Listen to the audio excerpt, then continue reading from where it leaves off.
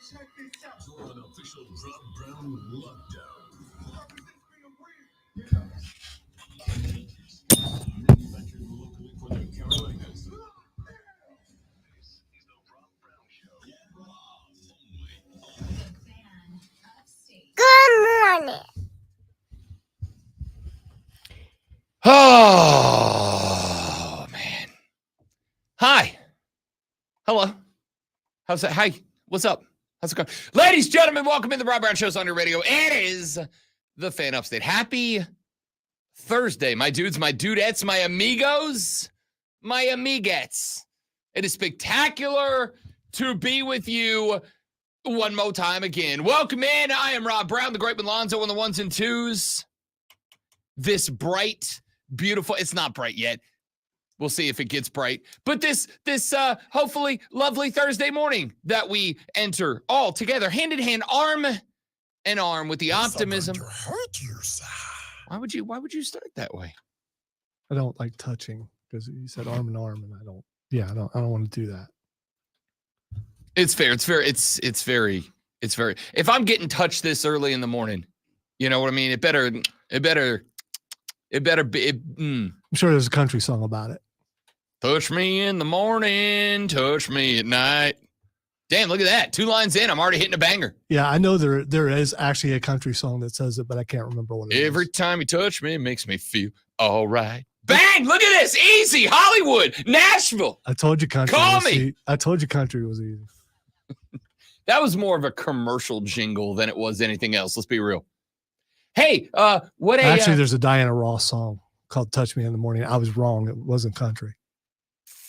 You be nice to Diana Ross. That's a legend right there. That's a goat. No, I wasn't. No, I love Diana Ross. Don't you disrespect? She was awesome.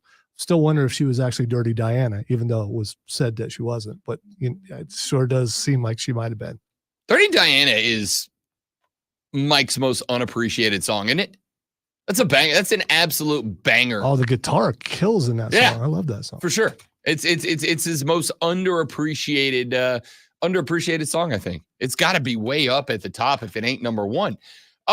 We do have sports to talk about today. Dallas last night falls to Edmonton. The Oilers get back into this thing. It is now level at 2 a pop over there. We get back tonight to New York City, where the Rangers will host the Panthers. That series also square at a deuce apiece after both teams have split 1-1 at home through the first quattro. We see who takes the elimination lead tonight. So I'd like to talk some hacky later on in the radio broadcast. Today on the show, we talk a little football because last evening, as some of you texted, tweeted, and let me know, you may have heard me. Yesterday, there was 8 hours of Rob Brown programming right here on the Fan Upstate, for which you are welcome, or I am sorry, whichever is more appropriate. You were alpha and omega yesterday. No, I wasn't in charge of a damn thing. I just talked I mean, a lot. you started the day and that you is ended true. the day. That is true. You had me from 6 to 10 A and then 7 to 11 P, and got the message from JD. He's like, "Lulz, Rob's gonna be tired tomorrow. Lulz." Hashtag nailed it. That's correct. But you know what? I sacrifice for the people. The apology should be sent to me. Why? Knowing when you didn't stay up till 11 o'clock? Yeah, but knowing that you did. I am an easy person to work with. You're just a pace slower this morning. No, I'm not. I did have to yell down the hallway. You may say it wasn't necessary, but I usually am not concerned. But I noticed you were dragging a little bit when I was in there. So I wasn't dragging. I was reading on some Chuck Barkley comments. Apparently, and we are going to talk about this later. I was actually collecting some audio about this that we'll play later in the show. There's a very interesting conversation going on right now. I'm glad this got brought up because this is kind of what I was hammering at there a second ago. Filled in on BetMGM tonight, last night. And for the first time in the 3 years that I have been working for this network, for BetQL. Well, really for Odyssey and BetQL. But in the 3 years that I have been working, I am, I'm relatively proud. I was told specifically yesterday that I have worked my way up to where I am their number one fill-in right now. If anybody's going to miss a show, they call me first to see if I can and want to fill in. I know. Thank you. Thank you. Thank you. So they called me. They said, hey, Rob Brown, can you fill in tonight? I said, absolutely, no problem. Showed up, sat down in the bro cave, got ready for 4 hours of wagertainment with BetQL. And as I was running through the show rundown that Hayden Ass Mario put together for us, I noticed in the third hour of the show that we had a guest lined up. The guest came over from a betting insight website, let's call it that. And it said his name, and then it said WNBA gambling analyst. And I went, so that's real interesting, actually. It's real interesting because in the 3 years I've worked for this network, I have done shows in the mornings. I have done shows in the evenings. I have done shows on Saturdays. I have done shows on Sundays. I have filled in at least once on every single show on that network. I have hosted my own show on that network for 3 years running now. And I thought to myself, this is the first time ever that we have had a WNBA specific gambling expert on the show. And we brought him on. We got done. And one of the guys that is a background producer for the show is big into the numbers of gambling. I'm talking about like he pays attention to the books and all that. And I said, that's really interesting. Like, why the choice to have a WNBA guy on? Is the needle being moved that much? And he said, yeah, it actually is, like, not like sarcastically, not like we're trying to push anything here. It really is. BetMGM specifically reached out to the BetQL network and said, look, we've got enough movement on WNBA games right now that we'd like it if you guys would have a couple of WNBA analysts on to talk basketball. First time that's happened. Now, BetMGM will very frequently reach over to the BetQL network and be like, hey, we'd like you to have this guy or that guy. Or I was on, Monday, Memorial Day. I filled in on BetMGM tonight as well. And when I got in for that show, my guy Mario sent me a text and he goes, hey, yo, BetMGM wants us to have this guy on.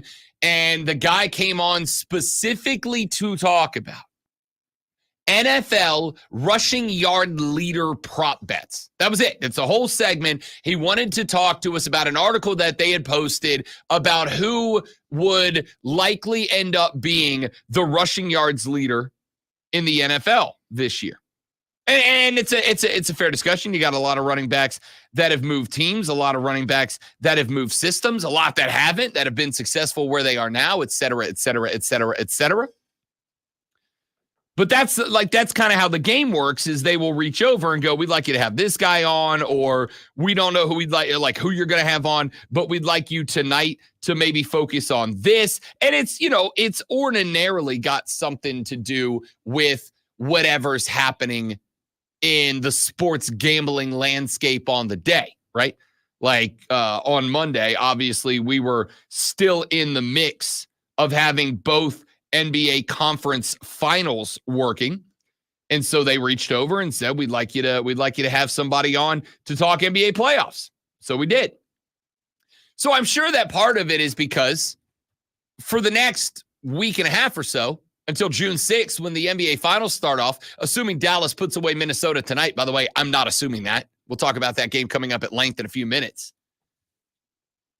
But assuming that we're going to have a little bit of a slowdown because we are about to enter the dog days of summer. We are 97 days away from the beginning of the National Football League season. So we have about a 11-week stretch that if you are a lesser sports talk radio host, it's where you start diving into the what's your favorite sports movie topic. Because if you're not a baseball guy, there's really not much going for you.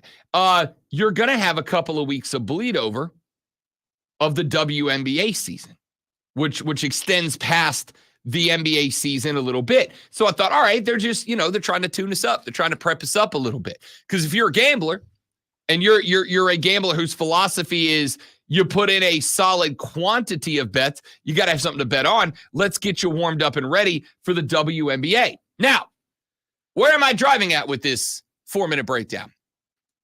Where I'm driving at is that Chuck Barkley has been talking about the WA on Inside the NBA on TNT, and he has, as have many others, have cited the Caitlin Clark effect. Caitlin Clark, of course, last year was arguably, I have said she was, the most visible college athlete outside of football.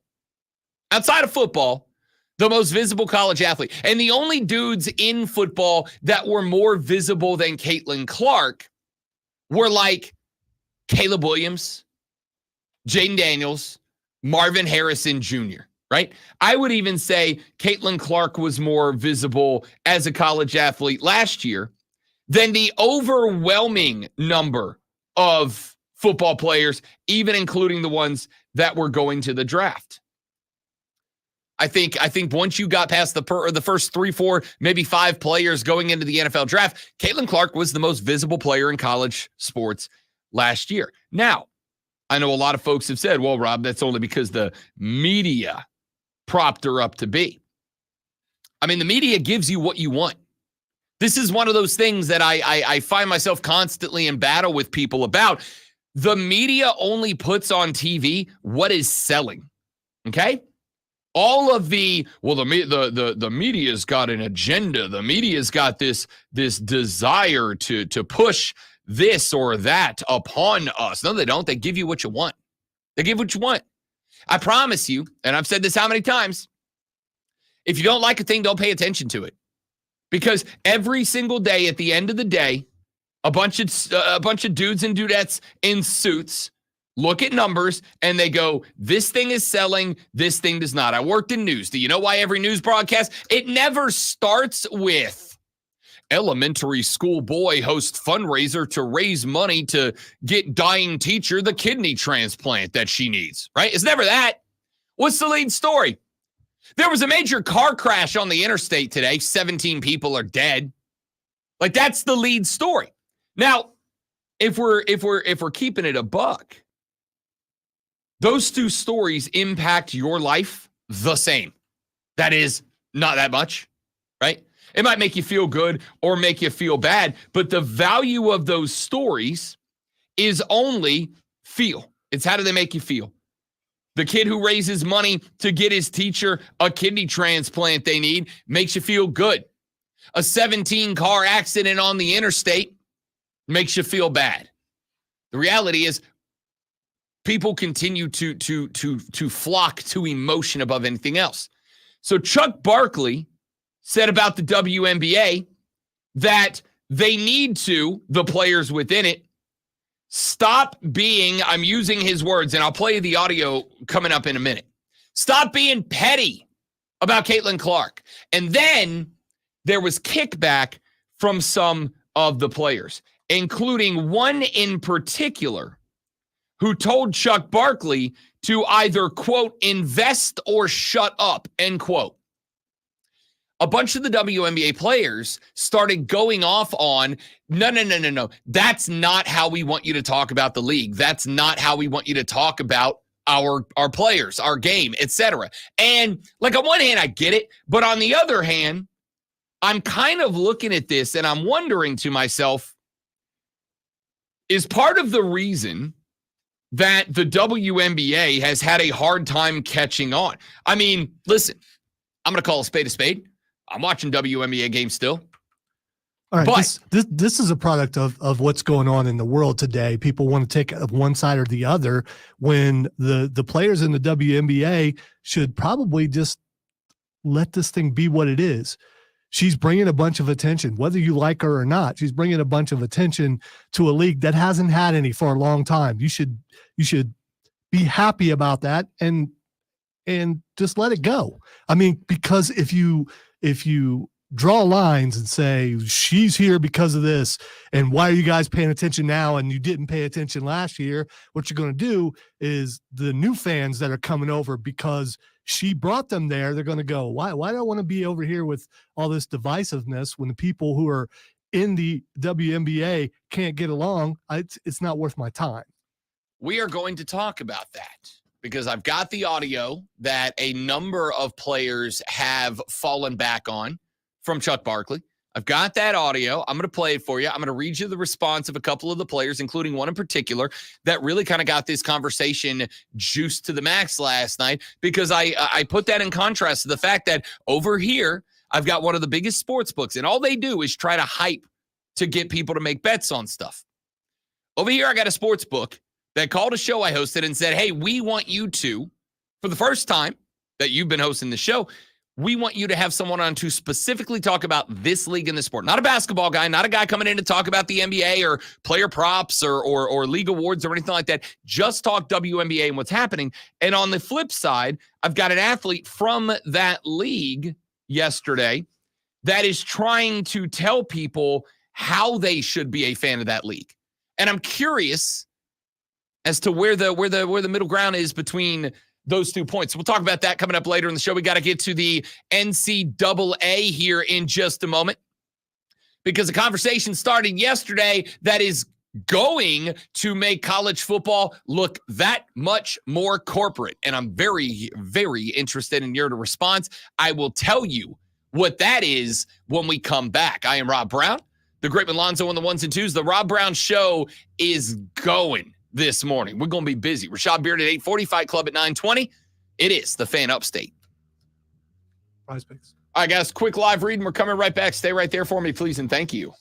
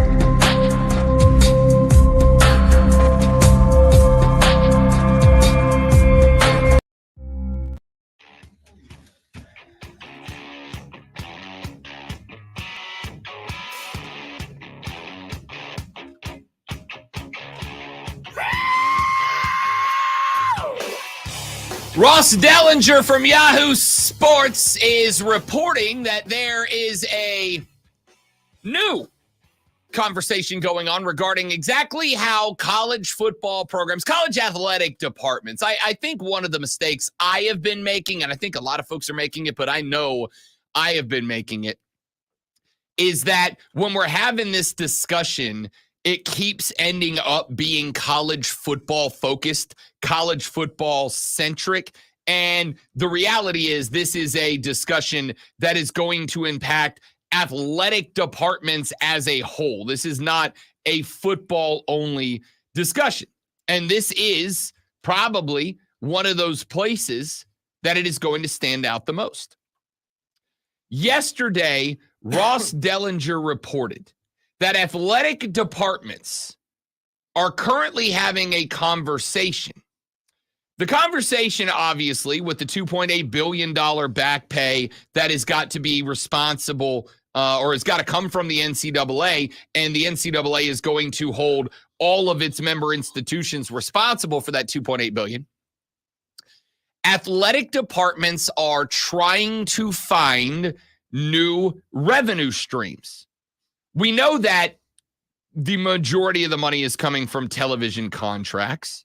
We know that a solid chunk of the money is coming from booster clubs, supporters, et cetera, et cetera. We know that a small chunk of the market is coming from ticket sales and revenue sales, et cetera, et cetera. But most schools are going to have about a 10% cut to their budget for the next decade. And even when those budgets grow, you've still got to figure out how to make sure you are responsible for your back pay payments through the settlement, as well as make sure that you're figuring out how you're going to cover the revenue sharing responsibilities that are going to be hoisted upon schools moving forward. So the conversation is about finding new revenue streams for athletic departments. And according to Dellinger, one of the suggestions that is being discussed right now as a legitimate possibility down the line is sponsorships of the athletic department. Nothing new, right? You go to any stadium right now, any college football stadium, and you will see hanging around the stadium banners and advertisements for, you know, if you're not a dry campus, beers and liquors. If you are, maybe Bob's Used Cars. Bob's real big in the college football market right now. Bob is everywhere. Bob's everywhere, man. Whatever it is, you see those advertisements. Well, Dellinger is saying that the conversation ongoing between a number of athletic directors and departments right now is that we may soon see corporate sponsorships sold that allow companies to place their logo on the field of play. Okay? We see that a lot, right? We see that a lot. Now, I will tell you that a lot of the sports going on at the professional level, one of the things that's been happening the last few years, this happens in baseball, it happens in basketball, to some degree it happens already with football, is they are selling green screen field sponsorships, right? If you've ever watched an NBA game, you've probably looked and either asked or been asked by someone watching with you how it is that that logo that's down in the short corner might be for DraftKings one quarter, and in the next quarter, that logo is now a Hertz Rent-A-Car. Well, it turns out they're not running down there and changing the logo at the end of the quarter. That's a green screen logo. It's just projected over the TV image that is being sent to your television and thrown out there. But field sponsorships have been happening for years. And when this conversation got jump-started last night, as so many times I do, I jumped on social media and I'm like, yeah, I'm sure the discussions about this on the internet will be calm, cool, and collected. So I went and looked it up. And people are real upset if you start introducing this level of corporate into college football, you are going to lose what made college football so very special is the common vernacular that I was seeing last night. And then it got worse because soon after, Ross Dellinger said that while the conversation about field logos is the big one at this point in time, the next conversation has already started going down that road. The next conversation being corporate logos on the players of the jerseys, or on the jerseys of the players, pardon me. I'm looking forward to seeing the Prime logo next to the tiger paw. I mean, Logan's going to be all over that, right? But when you started saying it, that's the first company I thought of. Sure. I mean, because they managed to get their product everywhere, so why not? I mean, let's start. I mean, that's money right there. So yeah, you're going to try to do that. I'm glad you brought up a guy who is, I was going to say somewhat involved. He's the damn United States champion right now, Logan Paul. Has been. And Logan has defended it, the belt, and kept it. We're going to talk some Fight Club later. Unfortunately, I have to talk about Logan Paul, the CEO, right now. Because Logan Paul did something that, honestly, if you'd have told me a year ago was going to happen, I'd have called you a lunatic. See, because in professional wrestling, again, everything is sponsored, right? Every time they open a Monday Night Raw or a Friday Night SmackDown, they do a little drone shot and they pop up the 3D logo of Geico or whatever the sponsoring company for the evening is. But the one thing, as friend of the show, Gunther, nobody's perfect, but I am very, very close, loves to say is that the ring is sacred. That's the one thing in wrestling you never touched, right? The ring. Inside the ropes, corner to corner, rope to rope, the ring was sacred. And then at a PLE about a half a year ago, all of a sudden, there's a big old fat corporate sponsorship right on the mat.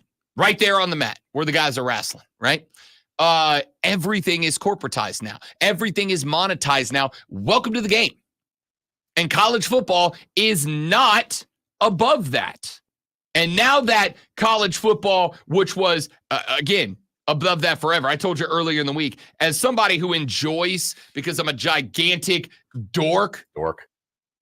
Reading about the like learning about the psychology of people. One of the most, I don't like to use the word entertaining, but it has been entertaining aspects of the last couple of years is watching college football fans have their eyes opened to a fact that I already knew, and I have been telling you forever.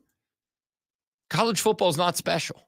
It's not special. It's not any different than any other sport. It's just that they had sold you over the years on the belief that it was not like the NFL or the NBA, that it was different. It was a very special thing that only you could understand. And that's not true. It never has been. This is not a shock. This should not be surprising to anybody. Anywhere, especially now with this settlement coming down the pipe. Yesterday, if you missed the show, I played you a bunch of quotes from Greg Sankey, the commissioner of the Southeastern Conference, from their spring meetings down in Destin, Florida.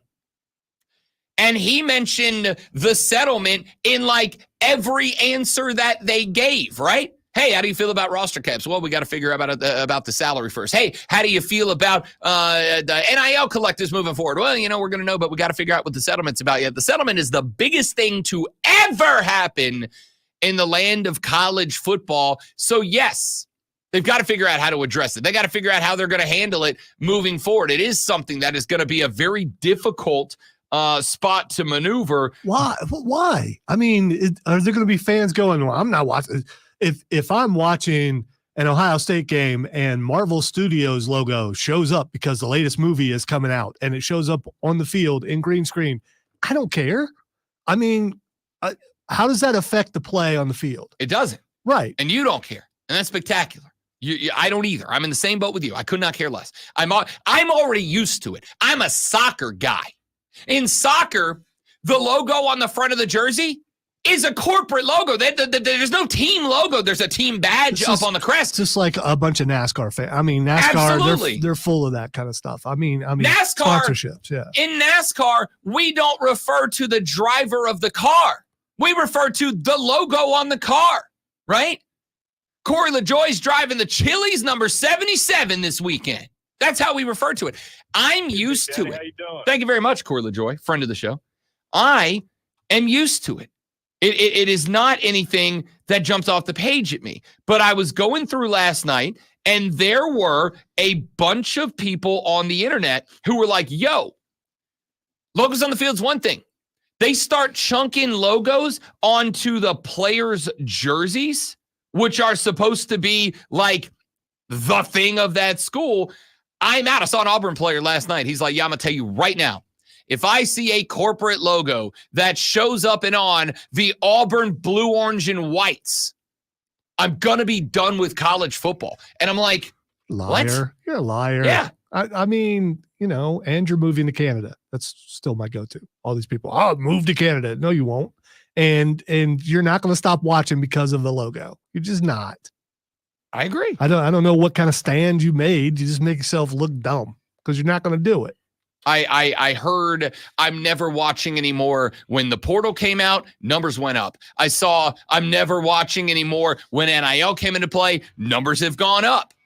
And when the school starts making the money, and by the way, you want to know how some of these schools are going to compete, how some of these schools are going to stay on the level with the rest, it's a good way to do it. Real good way to do it, especially if you're a Big Ten or an SEC school, right? I go sell the sponsorship to throw your corporate logo down on the 20. And now I know that game's going to be on the ESPN networks tonight because we got a 7:30 prime time. That's worth millions of dollars, right? Millions of dollars. We should try to get the GoFundMe to get the Rob Brown Show logo thrown on the 20 over in Columbia and down in Death Valley for our game this year, right? Millions of dollars. Welcome to college football.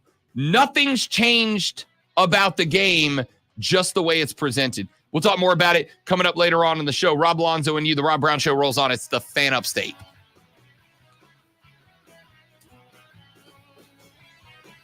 By the way, 7:15 is when you will start. Oh, I was talking about it. yeah, no, I got it now. I was like, when I start what? What am I doing at 7:15?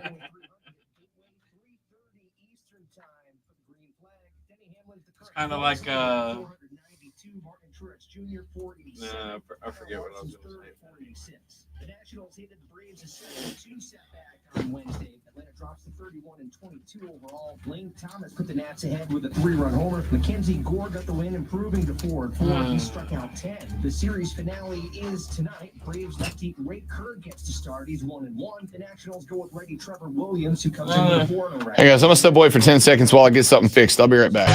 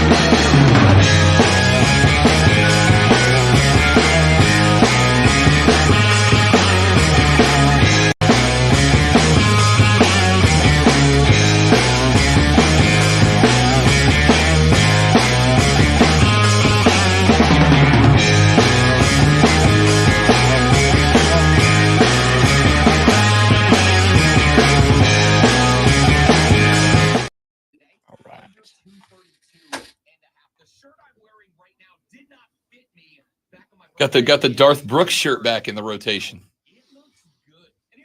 This is one of my favorites, man. Darth Brooks is a great hell of a guitarist, like in IRL. Yeah. What's open wheel racing have to do with it?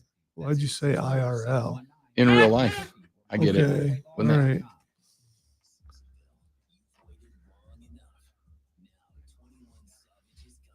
There you go.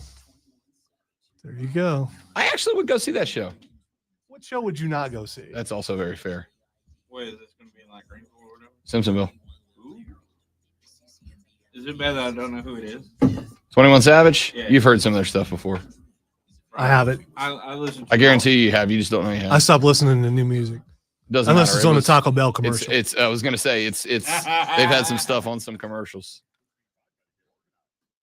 It's like today's music is all they're here for is like a 10-second reel on certain platforms. You know. I'm not being critical of the music. Everyone has their own generation of music. I'm just only have room for so much new stuff. Running out of neurons. I am. There was a station I used to listen to until it Some people went just away. know there's a better way to do things. You know, Like bundling your home and it auto played insurance stuff with that was more my or style. Going to the grocery store for milk instead of buying your own. Everybody's got their station. Well, I used to have it. It's not around anymore. Save up to Sadly. 25% when you So buy I've your home spent- and My station is 97 The Fan. Well, I mean, Heyo. musically. Also 98.9 WRD. Well played. Lonzo's a company man.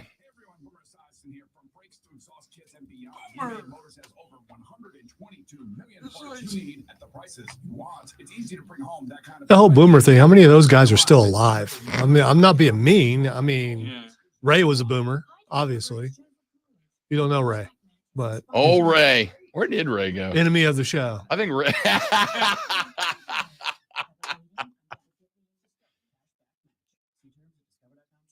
Oh, Ray.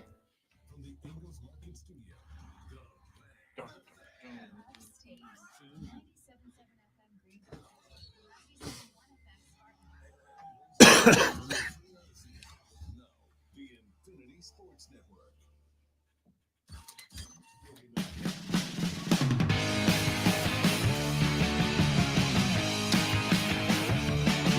Drop. What's that, 3? Yeah, but it's 2 apiece now. No. I did it once don't- yesterday. No. It's you, You did one Tuesday. dude. I did one Dude. yesterday. Then you did one Dude. late yesterday. Dude, Then you I are did one losing. today. No, I'm You are- not. you It are is absolutely 2-2, losing. bro. You're It is not. You're absolutely look. I get Justin's on my side. I don't know what that means, but it's 3-1. It's definitely 3. Who the hell is Justin? Exactly. He's my imaginary friend in the room. Yes. Oh man. All right. Take your L, mister. I mean, we still got a whole I day was and a gonna say half. you might want to calm him down a little bit on that one, man. Just calm him down just a little bit. Hey, Scotty Scheffler got all his charges dropped because because he didn't do anything. Because of video. Yeah. Because he didn't do anything. Here's my favorite thing. Brian Gillis, the arresting officer in the case, and I am confident in saying now, proven liar, Brian Gillis of the LMPD is very upset right now because his honesty and integrity has been called into question. Do you know why that is, detective? Here's a case you probably don't have to spend too much time investigating, my man. No real gumshoes talent needed. It's because you lied a lot, my man. That's it. Now, as I predicted that he would, because this is just the kind of guy that he is. And I don't know Scotty Scheffler personally, but I know people who know Scotty Scheffler personally. And in conversations I've had with those people, every one of them has had the exact same take on Scotty Scheffler. He's just a good dude. He's just a real good dude, right? So I know this isn't really it's a sports adjacent topic, which is kind of our favorite kind of topic on the show. I know it's sports adjacent. But I'm really happy for Scotty Scheffler that this didn't turn into a big thing where somebody was out there trying to, push this further than it needed to go. But it's pretty ridiculous. It's pretty ridiculous. Scotty Scheffler's lawyer came out earlier this week and tossed around the possibility, because why the hell wouldn't he, that Scotty could file a lawsuit after being, quote, falsely arrested, end quote. He actually went ahead and said it. And again, after the video footage that I promise you that police department did not know existed when they were out there spinning their yarn about it came out, I said Scotty Scheffler could have probably gotten more money from the lawsuit than he would have gotten by winning the freaking PGA championship. So maybe I missed it. Is he not going to sue them? According to a statement released yesterday from Scotty Scheffler that he threw out there on social media, it appears that he just wants to move on from this whole thing. He just wants to be done with it. He put out a statement on, I think, Instagram that said basically, hey, man, it was a misunderstanding. Like, bleep happens. He didn't say that, I did. But he put out a statement, and I'm trying to see if I can find it for you. See, I don't know that I let that go, because it will be forever. It will forever be a blemish. Even though it was a false blemish, it will forever be a blemish. Here it is. The video and the picture of the mugshot, all those things will be out there forever. I'm gonna tell you first and foremost, if I'm Scotty Scheffler, I'm selling golf shirts with like little mugshots all over them, because I'd buy that shirt in a heartbeat. He said, quote, earlier today, I was informed by my attorney, Steve Romanis, that all charges were formally dismissed in regard to the incident outside of Valhalla Golf Club on May 17th. As I stated previously, this was an unfortunate misunderstanding. I hold no ill will towards Officer Gillis. I wish to put this incident behind me and move on, and I hope he will do the same. Police officers have a difficult job, and I hold them in high regard. This was a severe miscommunication in a chaotic situation. I appreciate the support during the past 2 weeks and want to again encourage everyone to remember the real tragedy of May 17th. My thoughts and prayers continue to be with John Mills and his family, and I hope to personally offer my condolences now that this case is over. May John rest in peace. Thank you, Scotty. Like I said, Scotty Scheffler's a high roller kind of guy, or a high road kind of guy. I mean, he is a high roller. He's won like a lot of golf tournaments. He's probably very rich at this point, but he's a high road kind of guy. And I didn't think for a second he was going to do anything to try to pursue this. The fact that he went in and said, I hold no will towards the officer, and I wish to put this incident together and move on and hope he will do the same. He's like giving him the layup, man. He's like, yo, bro, just issue a statement that says, my bad, and let's just put this in the rearview mirror. And then my man came out and is like, oh, my integrity and honesty is being questioned. Yeah, it is. We all saw you lie, dude. It's on videotape. Tape don't lie, right? That's what every football coach that's ever football coached will tell you. The tape don't lie. You can tell me you didn't miss your block all you want, but it's on the film, my guy. And that's kind of what happened here. So, again, I it's not much. I know it's not necessarily directly sports related, but good for him.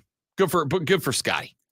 Because as Lonzo pointed out, this is something that is going to follow him around for a long time. Because I don't know if you've known this or if you've noticed this. I have, as a golf fan. There is a new generation of golf fans out there. The Instagram fans are starting to grow up and have money and go to golf tournaments. And again, I don't care about that at all. I don't care. It doesn't bother me. All right. Yes, I know I'm to the next generation of golf fans, I'm a boomer outright. That's fine. I get it.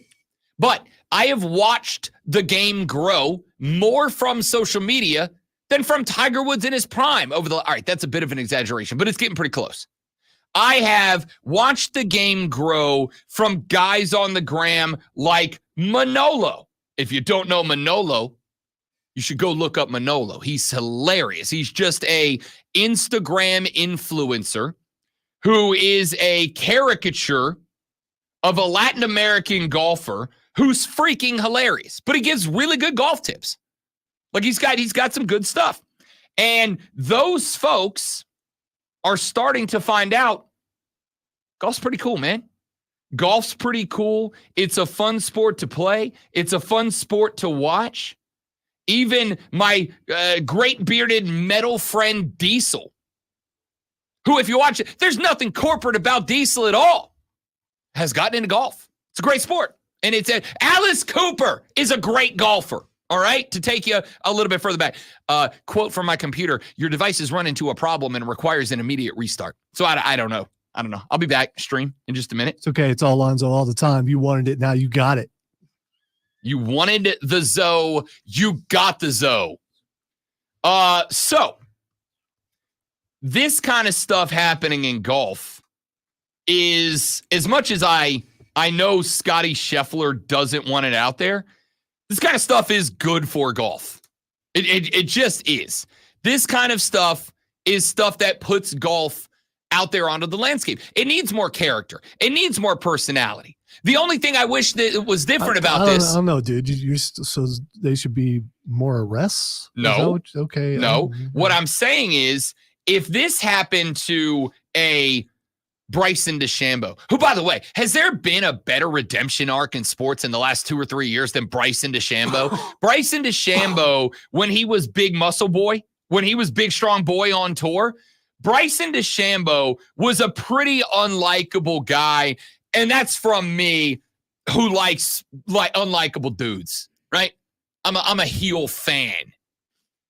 Bryson DeChambeau has really kind of turned that around to some degree. I was on YouTube yesterday, and Bryson DeChambeau is now doing like kind of corny YouTube videos. He had one up yesterday, great one, that was, can I break par with a Walmart starter set of golf clubs, like $100 set of Walmart starter clubs? Can I go? And he put up a video, it was like 10 minutes long, where he went to Walmart and he bought these sticks for $100 and he brought them out to a course. He had one the other day where he was on the putting green. All right, hold on. Don't move past that. Was he able to do it?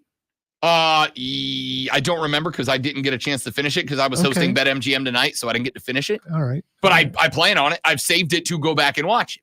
He had one the other day where he was on the putting green, I think at the PGA Championship, and he walked over to some fans and he's like, "Hey, you think I can make this putt?" And the guy's like, "Nah, man. It's like a 12-foot fadeaway putt." He's like, "Think I can make it?" He goes, "All right, make you a bet." And he said, "If I don't make the putt, what do you want?" And the guy goes, "I want your," take a guess. What did the guy want from him? Putter. That's what I would have said. "I want the putter. If you miss with a putter, I want the putter." Or signed glove. You know what I mean? Like something cool. You know what he says? "I want your socks. I want you to take your socks off and give me your socks if you miss this putt," which is hilarious to me. All right. Maybe it's just to me, but it's hysterical to me. And Bryson DeChambeau missed the putt. Sure as hell, walked back to the green, took the shoes off, took his socks off, signed the socks and gave them to the guy, and then walked back to the clubhouse barefoot. He ends up walking right past DJ, Dustin Johnson, sitting on the stairs in the clubhouse. And DJ's like, where are your shoes, bro?" And he's like, "I lost the putting contest to a guy. I had to give him my socks." DJ's like, "Your socks?" He goes, "Yeah, he wanted my socks, so I gave them to him." And then he just walks in the clubhouse like that's a totally normal thing.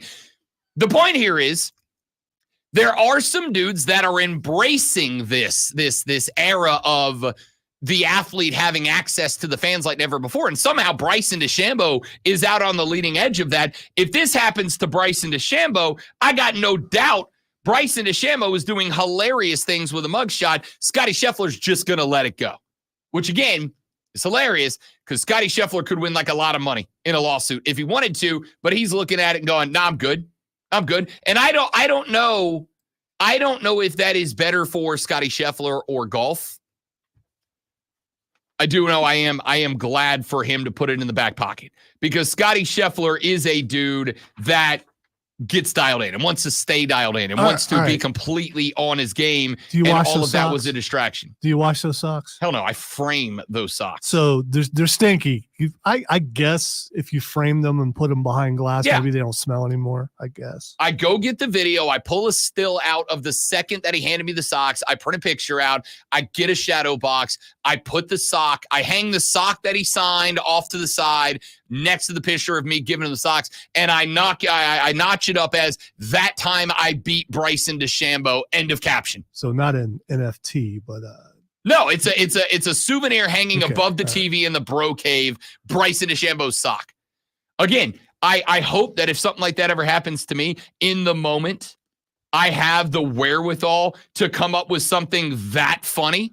Because I think most of us would be like, oh, if you miss, I want the ball. I want the putter. I want your glove signed. I want your hat. Like, I'd have probably said hat, to be honest, because he was wearing a great hat. God, if you miss, I want $500.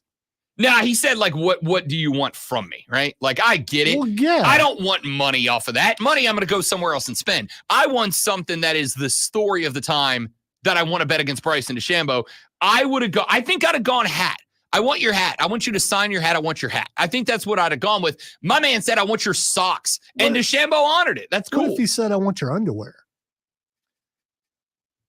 I worry about where your head's at sometimes, Lonzo. No, I mean, if you're going I to do. ask for someone's socks, I've been thinking about this since I saw that video yesterday evening and all the things that I would ask for. I would have asked for his loft wedge, right? We'll see if I can hit a flop shot like DeChambeau. I would have asked for, like, I want every ball in your golf bag. I want you to have to come out here tomorrow with a brand new sleeve of golf balls because of me. I want your driver head. I want the club head for your driver. I want you to have to replace that today. I want, like, and the one thing I thought, I never would have come up with socks. I walk in here and in 3 minutes, Lonzo goes straight to, I want your underoos, Bryso. No, here's the thing. If you, it's no more weirder than asking for socks. Both, to me, both are equally as weird. I'm going to Used go. socks, used underwear. I don't want either of those. I'm not saying I do. I'm just saying asking a bro for his, I'm going Bryson's definitely a boxer brief guy. Asking No, a I'm dude. worried that this is a foot guy, and he's going to do something weird with the socks. I mean, You made it weirder. I didn't think you could do it. I'm so proud of you. I mean, usually it's me doing his best to make conversations as weird as possible. Lonzo's bringing the heat today. I like it. Hey, speaking of Lonzo bringing the heat, that's a hell of a segue. He's going to do it right now with his sports flash. Why are you still talking? In NHL, Edmonton dominated Dallas last night to even the Eastern Conference Championship Series in the Stanley Cup playoffs. Wyatt Johnson and Esa Lindell notched a pair for Dallas early in the first period, but the Stars wouldn't find the net again in the game. 5 different Oilers found the net, and Connor McDavid was credited with 3 helpers in the win. I don't know what a helper is, but that's, anyway, I guess that's good. 49ers haven't signed Brandon Ayuk yet, but they shored up the wide receiver room yesterday, signing wide receiver Juan Jennings to a deal through 2025. Jennings had 4 catches for 42 yards and a touchdown in last year's Super Bowl. Hey, make sure you tune in this afternoon from 3 to 7 p.m. for our brand new local show, Wire to Wire. Cole Bryson and Diesel get you up to date on the latest local and national sports news. Great guests, great debate, and a whole lot of fun. And it's all Wire to Wire.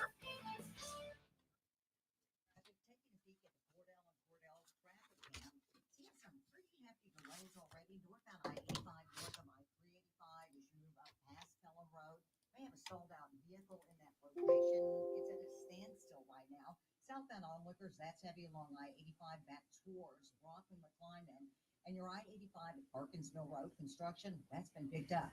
From the News Talk 98.9 WRD Traffic Center, I'm Laura Houston on the Fan, upstate. You know that house on the block with the perfect lawn? Don't you envy them? That's just jealousy. Yeah, I remember the Barbarian. If it's the same Barbarian that I'm thinking of, I saw him one time in Ohio. Hit one of the Road Warriors in the back of the head so hard that the back part of the chair flew off. It was an amazing thing, and I'm remembering it from a long time ago. It's like, yeah, that had to hurt.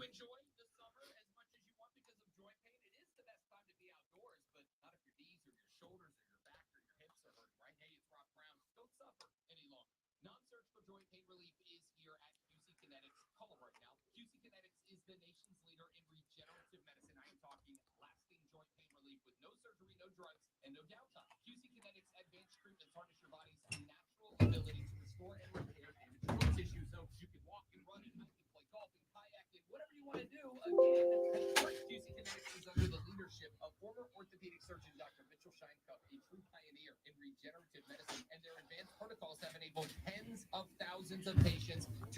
Oh, Friday Night Wrestling from AP Dub. Is it every Friday? Because I need to get out for a show. I really do. I've got a Liberty game this Friday, unfortunately, but then I've got like a handful of Fridays in a row off.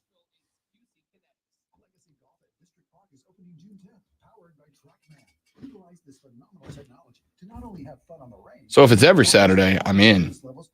Friday. Friday. What'd I say? You said Saturday. Yeah, if it's every Friday, I'm in. I'm Bobber, founder and chairman of Burke America Parts Group, a family of brands that includes RepairClinic.com, an appliance and HVAC parts solution company that's grown into an international brand. Before AmericanEagle.com, we partnered See that? Trey's in. with technology platform. Like that. Ticket sold, baby. Technology to a whole new level with digital marketing, software development, and business insights into our key markets, appliances, HVAC, and outdoor power equipment, and did so both on time and on budget. AmericanEagle.com has the resources, experience, and talent needed to produce solutions.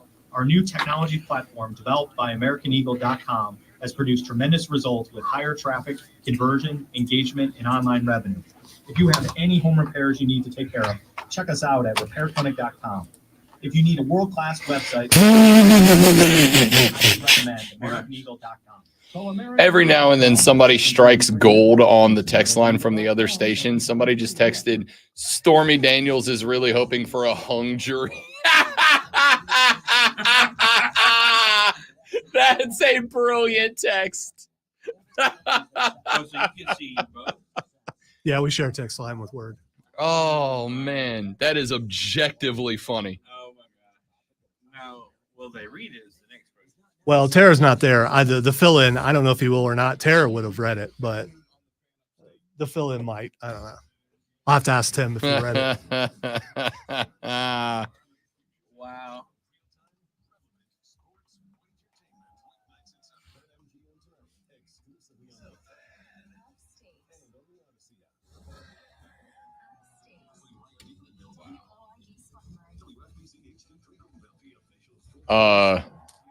You see that one? Yeah, I didn't know. You see that one? Oh, well, he's got kids. He Yeah. got kids. I was just more looking at the Jimmy Valiant thing going, I'm surprised he's still around. Whoever's in charge of that account. I'm not saying if you can get Heath Slater on us with us, we can pimp that show a little bit for you, but we could. We absolutely could. We absolutely could. Yeah, we could.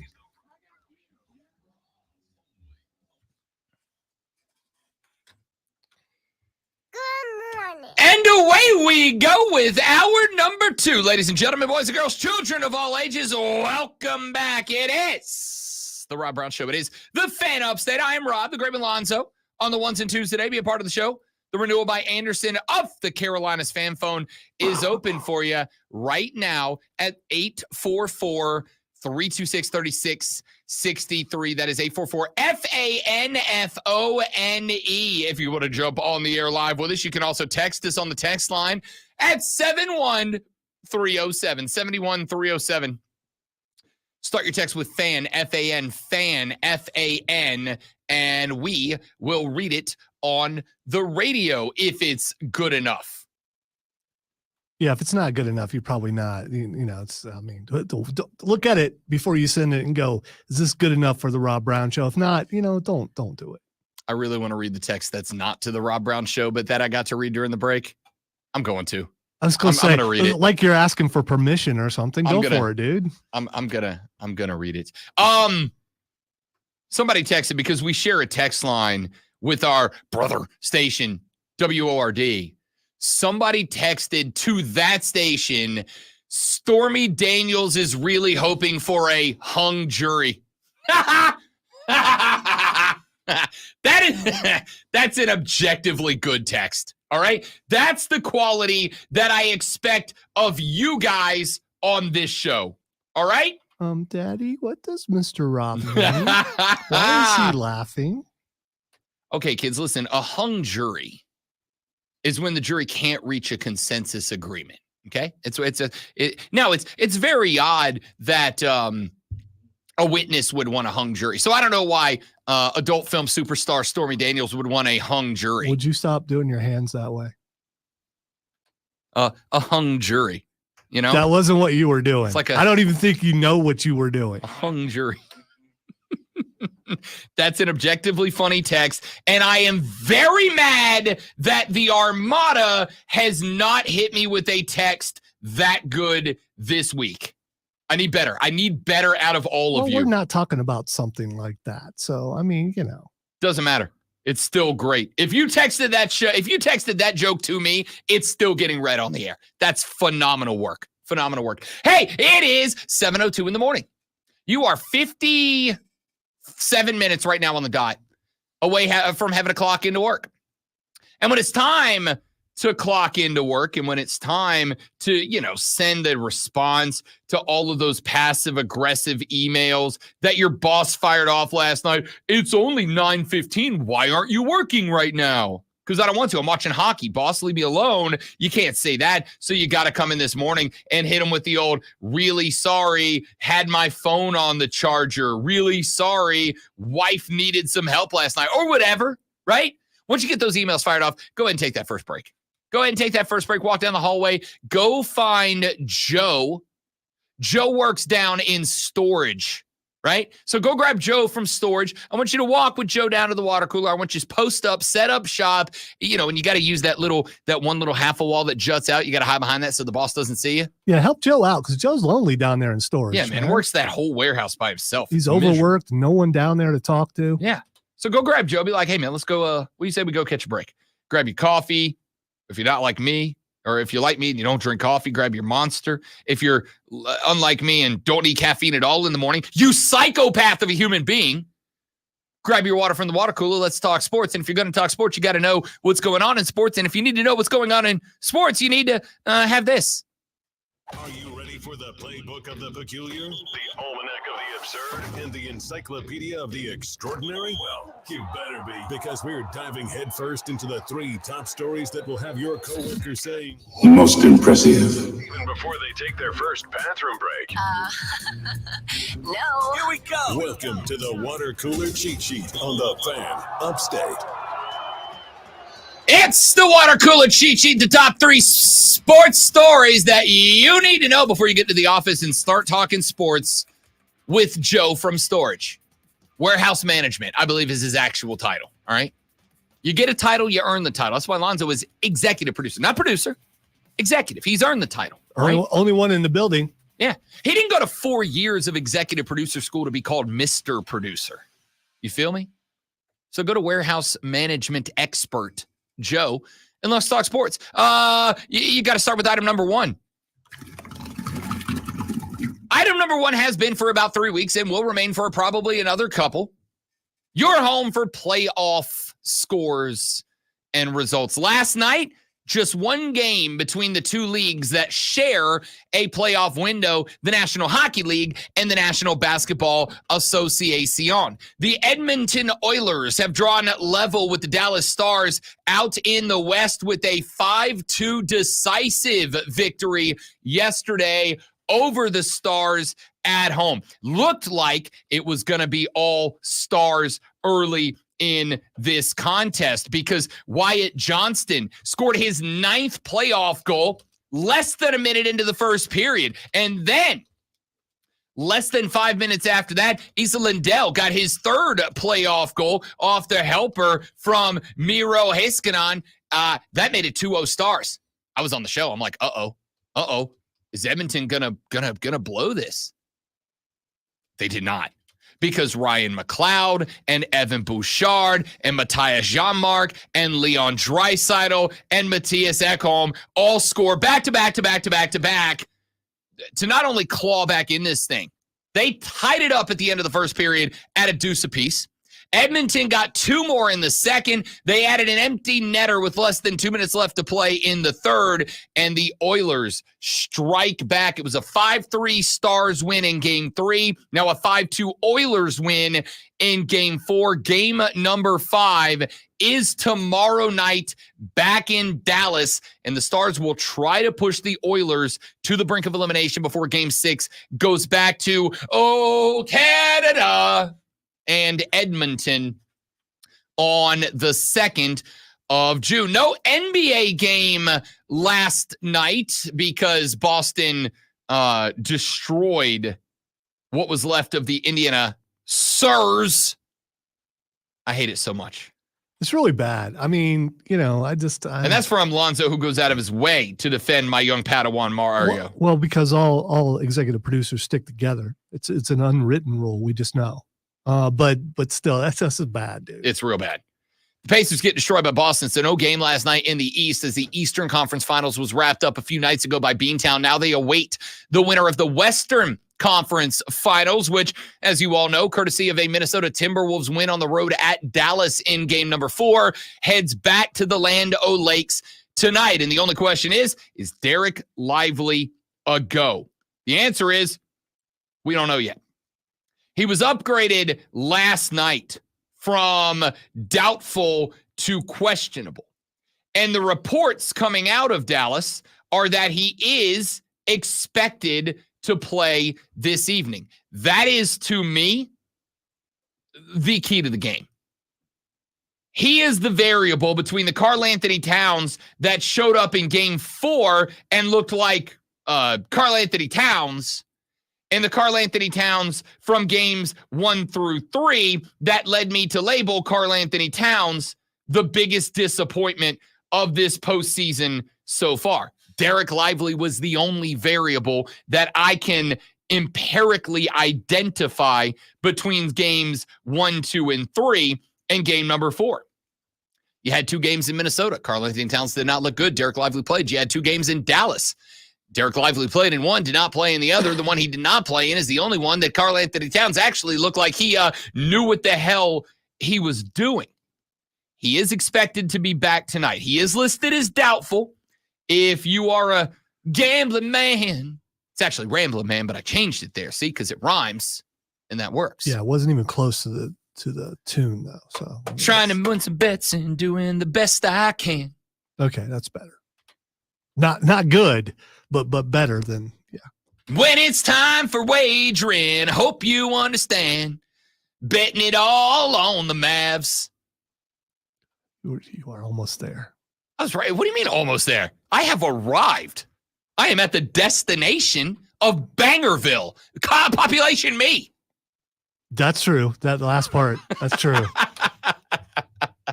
That game is going tonight. It is again at Minnesota, and it tips at 8:30. Let's go to item numero dos. I don't know how many of you, if any of you, care about this story. I do, because I think it has a dramatic impact on a lot that's going to happen in the NBA next year. It was made official yesterday that Bronny James, the son of LeBron James Jr., Bronny James, second of his name, will indeed enter the NBA draft next year. He has decided to forsake a second year in the college ranks, has decided he is moving on up to the association. Now, there's 2 reasons this is interesting. Number 1, Bronny James is he's okay. I mean, he's a good baller, but he's a 6-foot tall baller. He's point guard height playing shooting guard at the next level. I think he's 6'1.5". He's like my height. Yeah, he's 6'1.5" the way I'm 6'4". Like, okay. If you wear big shoes. If I got a pair of dress boots that got like a 1-inch heel on them. And it's not uncommon for me to throw those on with the blue suit. Give myself 6'4", stand out a little bit. That's Bronny and his Nikes, I think. Would you have been as tall as Damian Priest, though? I wore those boots that day. Did no. You? Yeah. Okay. I know I felt short that day. So anyway. Yeah, I had those boots on that day, and no, I was not. You know who else is not as tall as Damian Priest? Bronny James. That's how you circle back around to the topic, kids. I'm very good at this.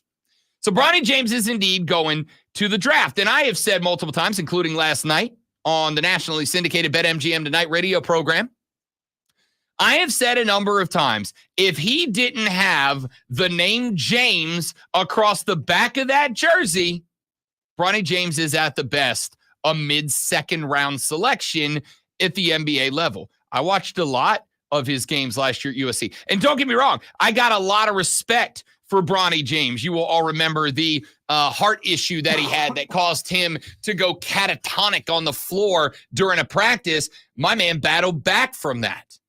He got right. He did all the things necessary. Granted, it's a lot easier to do that when your dad is LeBron James. But he got right, and he got himself back, and he's worked himself up to a spot where he garnered an invite to the NBA Combine, and he had, reportedly, as many as 22 NBA teams asking to meet, talk with him, and get a private workout in, which is a good number. A lot of guys in the first round may not get that number of teams interested. It has nothing to do with LeBron being a free agent. Sure does, said the great one, prognosticating exactly where I was going next. Here is the fun thing. Last night, we had on a Lakers beat reporter from Los Angeles, California, and we said, hey, is LeBron going, because he does have a player option with the Lakers this year, is LeBron going to enact his player option? And he said, the only thing that to me is a given about this entire situation is that LeBron will not enforce his player option. He will be a free agent. Now, the popular thought in LA right now is that he is going to do that because the Lakers have already said out loud, they have given the game away, we want to keep LeBron James, whatever is necessary to do so. If it's draft Bronny, if it's handing him the most lucrative contract in the history of the NBA, even as an almost 40-year-old man, is it hiring, what's his face from ESPN to come over and be the coach? His podcast buddy, JJ Redick.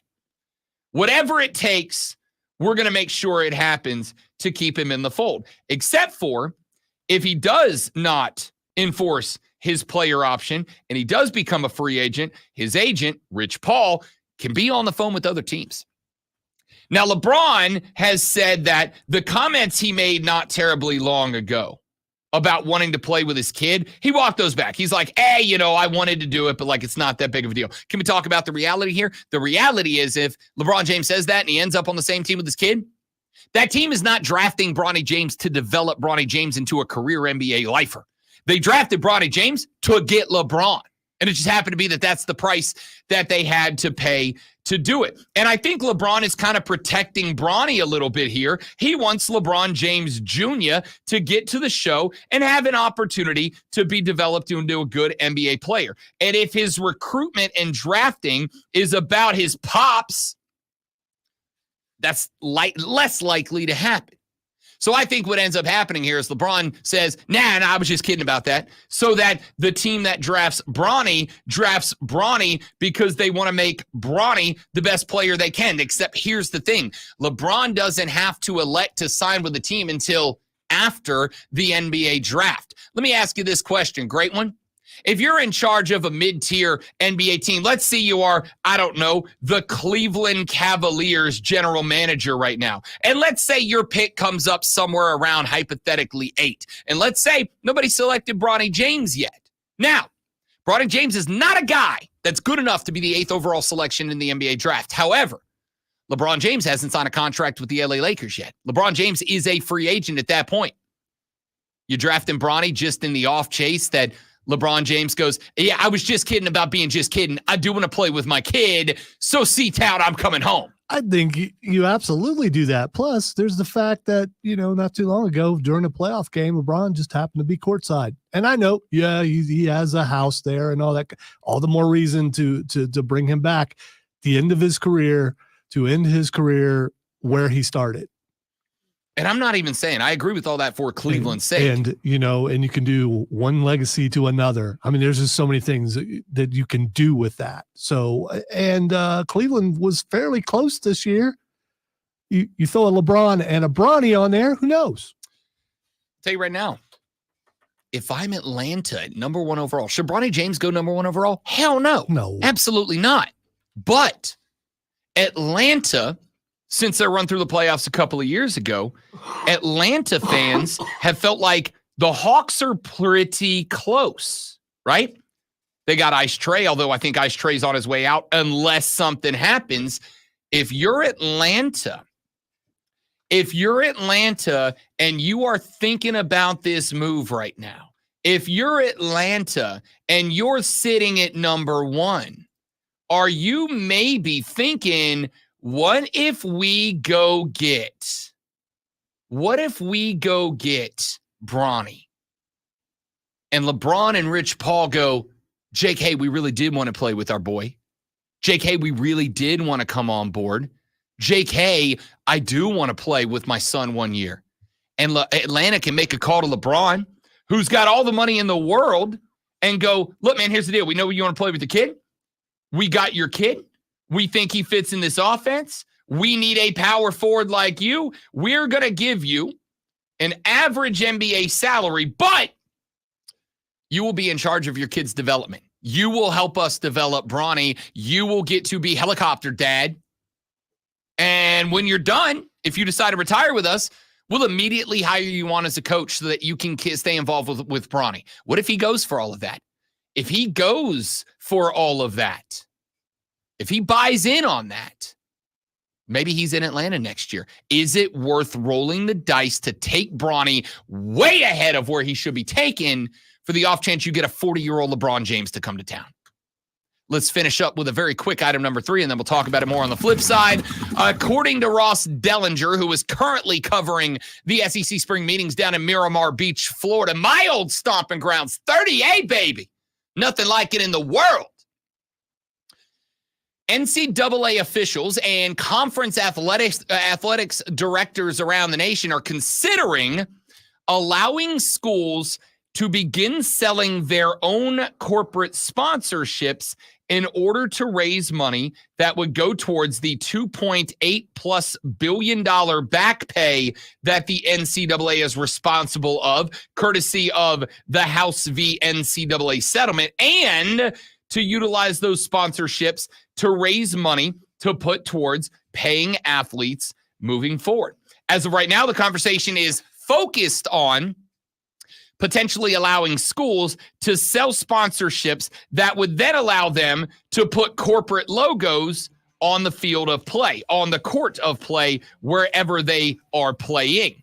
But the conversation has also started to move a little bit towards the possibility of allowing schools to put logos on patches on the jerseys of student athletes moving forward, meaning your favorite school may soon have a big old Love's Truck Stop logo on the side of that jersey. On one hand, I don't care. On the other hand, as much as I don't care, I despise the big yellow patch that's on the Braves jersey right now. I think it just doesn't match up, right? It's an interesting conversation, and we're going to talk more about it when we come back on the Rob Brown Show in the Fan Upstate. New life. All right, guys, quick live when we're back. Stay right there for me.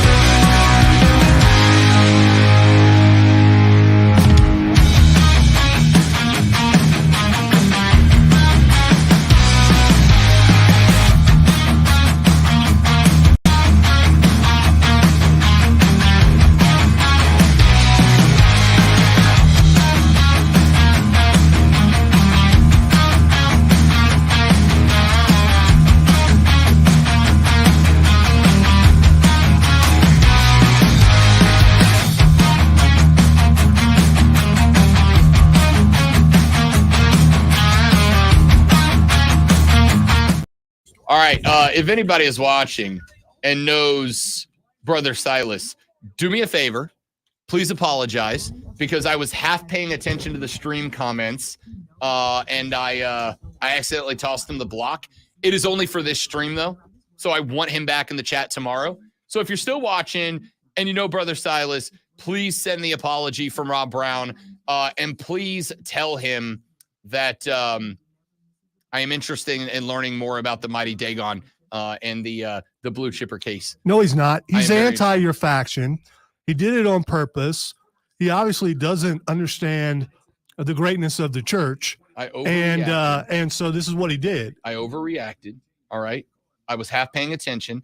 That is absolutely against the tenets of the church and Brother Silas. And I humbly apologize for my misgivings and misdeeds. I apologize for my sins against the church. It's too late. It's too late. I accept my Cersei treatment of shame, and I would like to make amends. I think, some sort of elbow should be in play. I am also going to say from this point forward, as of today, I rescind block responsibilities and privileges from the stream. Lonzo's in charge of that on his own now. I already did because that. I have made a massive mistake, and I am concerned about the penance that I will have demanded of me for it. Because I absolutely want wrestling factions going to war in my stream chat. Yes, I do. Under a minute till we come back. Yes. QC in the next break. QC Kinetics in the next break. Got it. Rejoin after this.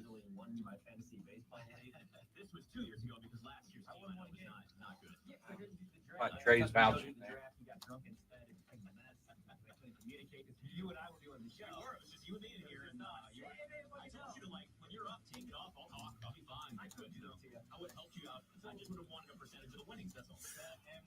Good. That would maybe Rob deserves a choke slam. That was for me. Yes. Stop asking. Just do it.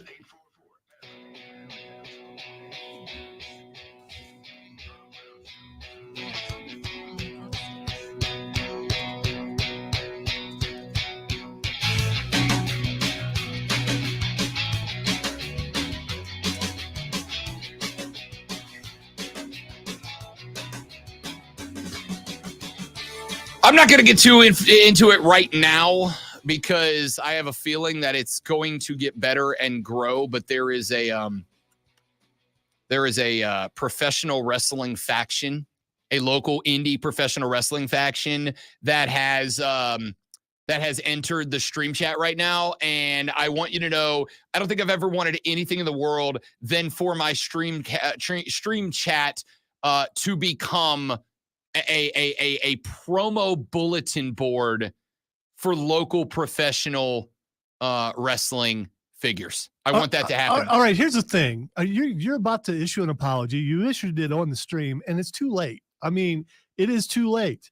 You obviously are now an enemy of the church, which is what you need to be, an enemy of the church. And I hope all members of the church realize that Rob Brown is not your friend. He is not. We had you should bring down I don't know what your special move is. Hopefully it's like the hammer of God or something like that. It should come down and smite Rob Brown right now. I would like to apologize to Brother Silas for the mistake that was made He in can't the hear stream you. chat. You blocked him. No. He can still read the messages and hear the stream. Okay. He's still there. Okay. He can still hear and read, maybe, etc. Maybe. Brother Silas, you may text the show at 71307 and I would like to learn more. I would like to learn more and also apologize for my misgivings It's too late. in the chat. It's too late. I can't believe you. Ross Dellinger's down in Miramar Beach, Florida. That's where I grew up. Beautiful place, Miramar Beach. If you ever get the chance to go down there, it's one of the best beaches. All those shots that have been popping up on the ESPN of all the talking heads covering the SEC meetings, and they're down on their sugar white sand beaches in front of the emerald green water. That's where I grew up. That's the beach I grew up on. Best beaches in the continental United States, ladies and gentlemen. Anyway, that's why the SEC holds their spring meetings down there every year. That is happening right now as we speak. And from said spring meetings, Ross Dellinger is reporting, as we told you during the water cooler cheat sheet, in the last segment that it is being discussed right now, potentially allowing in the future colleges, universities, athletic departments to sell corporate sponsorships and place the logo of those sponsors onto the field in which their athletics departments compete. So on the football fields, potentially on the basketball courts, maybe in the bottom of the pool for the old swimming and diving competitions, right?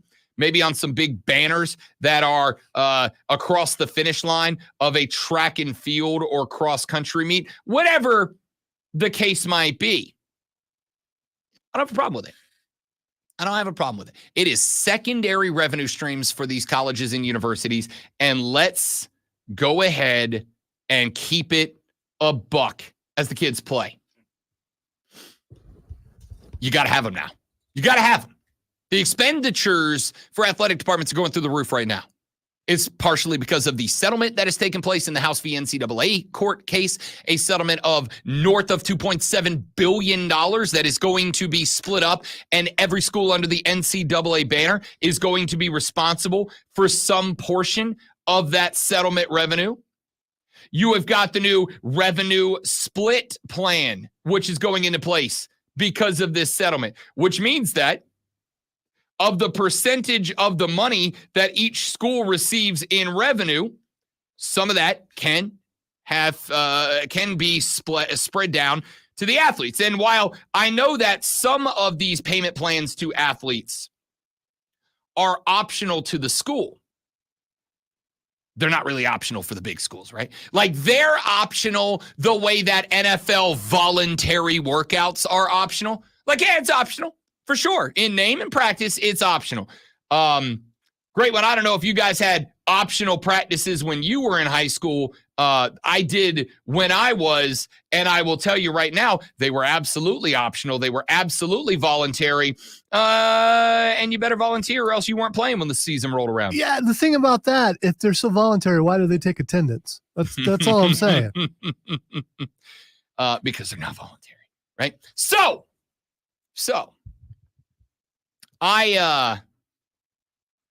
I'm very interested in this. I'm interested because, like I said, schools are going to have to start finding secondary revenue streams. This is potentially one of them. I don't know what unique and creative ways there are to do so. I'll give you one that I think, and some schools I'm sure already do this, but I'll give you one right now. You ready for the freebie? Clemson, you ready for the freebie? South Carolina? Here's the freebie that I'm going to hand to you right now. I'm about to make you $1 million. Sell background tours to your stadium right now. Sell background tours to Willie B. Sell background tours to veterans. Sell background tours. Go ahead and charge $250. And for $250, you get to go back. You get to go see the locker room. You get to go see the facilities. You get to go behind the scenes in the stadium. You get to walk out to the 50 and get your picture made at Willie B or in Death Valley. Go ahead and do it, right? I'll tell you right now, I know right now in my life probably a dozen from each school that for $250 and they got to go in the locker room. Maybe you let them like put on some shoulder pads and a jersey and take a picture like they're a recruit. You do some fun stuff like that. Why do I say that? You got to throw in the cockaboos too. I mean, you can't do all that without the cockaboo. You can do whatever you want. Make it as elite and incredible as you can. Hell, make like different levels, right? One is a field level. $50, you get to go out on the field, take a picture at the 50. For $100, you get to put on a player jersey and do it. For $150, one of the players will go out there and 50 of those dollars go to that player for NIL. For $200, you get to go see the locker room. For $300, you get to see the locker room and the facilities. For $500, you get the locker room, the facilities, a picture on the 50 with the player, and you get to go tour cockaboos. Whatever, you can make levels. The point is, these are the kinds of things that over the next few years, colleges are going to start doing because secondary income has just become the priority for athletic departments. You want to know why it is that ADs right now are sitting here thinking, you know, the sanctity of the field. How many times have we said, whether it's the NFL or college ball, at the end of the day, it does not matter what happens from midnight Saturday night until midnight the next Saturday during football season. The only thing that matters is for 3.5 hours on a Saturday afternoon, right? And during that 3.5 hours, football is sacred. During that 3.5 hours, what happens from sideline to sideline, goal line to goal line, what happens in that green grid it's not touchable. Here's the thing. It's still not. I don't care if you paint the field blue. I don't care if you paint it red. I don't care if the entire field is an Arby's logo. It's still football. It's still getting played. It's still the same game. I don't care if, the Ohio State University, much like the Cleveland Cavaliers, have a big yellow Love's Truck Stop badge on their jersey next year. Is that going to change who the Buckeyes are and how they play football? No, not at all. I don't care if the Auburn War Eagle Tigers have a Buc-ee's logo right there on the logo. Is it going to change the way they play football? No, it's not. I don't care if the Tennessee Volunteers have a logo for whatever moonshine brand they're hawking right now. Is it going to change the way the Volunteers play football? No, I don't care. None of that change. The game's not going to change. But the secondary focal point of athletic departments is, and college football is going to, starting in 2024, look a lot more corporate than it ever has before. Welcome to the new age of football, baby. Back after this on the Rob Brown Show with a Fan Upstate. QC. All right, guys, one more live read. I'm coming right back. Stay right there.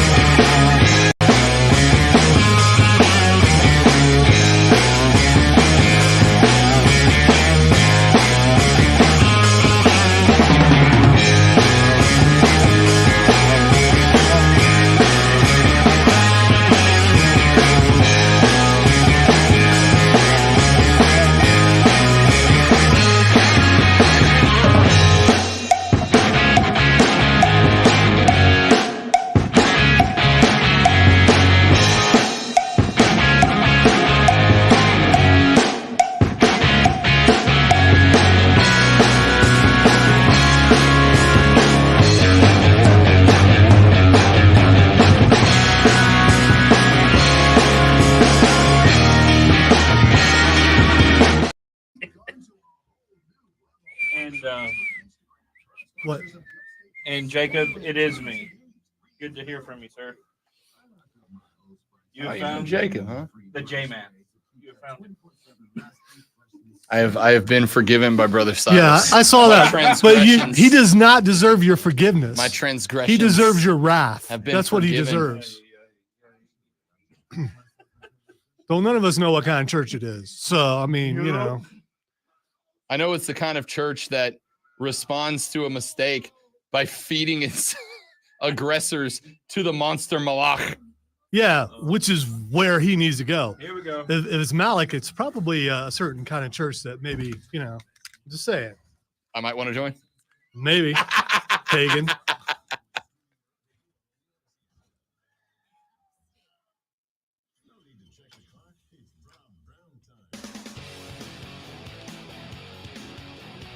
General question, and I don't know how to answer this question. I don't know what the answer is, but I will pose it anyway. As far as the changes that are being implemented in college football, and you can cite NIL or the portal. First off, I'm going to ask this, and I want you to look at the man in the mirror, and I want you to be honest with yourself, and I want you to be honest with me. Were you one of the people during the initiation of the transfer portal, during the initiation of name, image, and likeness regulations, rules, and allowances? Were you one of the people that said, it's the Wild West, I don't recognize college football anymore, I'm out? How many of you said you're done with football after with college football, after one of the changes that were implemented over the past few years? And did you make a change? I know to some degree, fair or not, rude or not, I have mocked people in the past for saying things like that because I don't believe them. And I don't believe them because historical precedent is that they don't go anywhere. People were leaving the NFL in hordes when Colin Kaepernick took a knee. Yeah, the ratings went up. No, you didn't. People were leaving the NFL in hordes over, what was the other big controversy everybody was going to leave for? I don't remember. It wasn't just Cap. He kind of started the kneeling thing. But there were all these different reasons over the past few years that people were going to leave the NFL. I think it still had to do with the national anthem. Okay. There was that. I thought there was one more that I'm just blanking on. Doesn't matter. Maybe it was the writings on the back of the helmet. Maybe I think that was one. I know the NBA, there were a lot of people who threatened to leave the NBA because the NBA started allowing players to, wear the Black Lives Matter messaging and they put it, I mean, they set it on the baseline. Right? Set it on the baseline of basketball courts, especially it started during the bubble and then to some degree has carried over into the seasons after the bubble. There were all these people. I'm never watching again, except the ratings of every single one of those sports has at least maintained or gone up in most cases. So historically, I don't believe you. When this all started, near the beginning of this radio station or whenever it was, I said to the host at the time, this is free agency. Oh, no, you're crazy. This is not going to be. I was like, this is the beginning of this whole thing. Am I against it? I mean, it's just the evolution of the game. I just wanted people from the beginning to say, hey, the players are being paid and they're employees. That's still my thing. Other than that, I'm not surprised the game has changed the way that it has. I will respond to that by saying you were not right then. You are now, though, right? You were not right then. No. But you are now. I didn't say it was right now. I said this is what it's going to lead to. Sure. Maybe I didn't word it the right way earlier when I was speaking. Yeah. I think, and you and I have had this conversation many times, obviously. I think you were going down the path of let's call them employees. They're being paid before I was willing to agree with your definition. I wasn't then. We had butted heads a lot about it. I am now. Absolutely. When revenue sharing goes into effect and this money is allowed to go directly from the school to the player, I am totally fine and on board with saying they are paid and they are employees. I also don't care, right?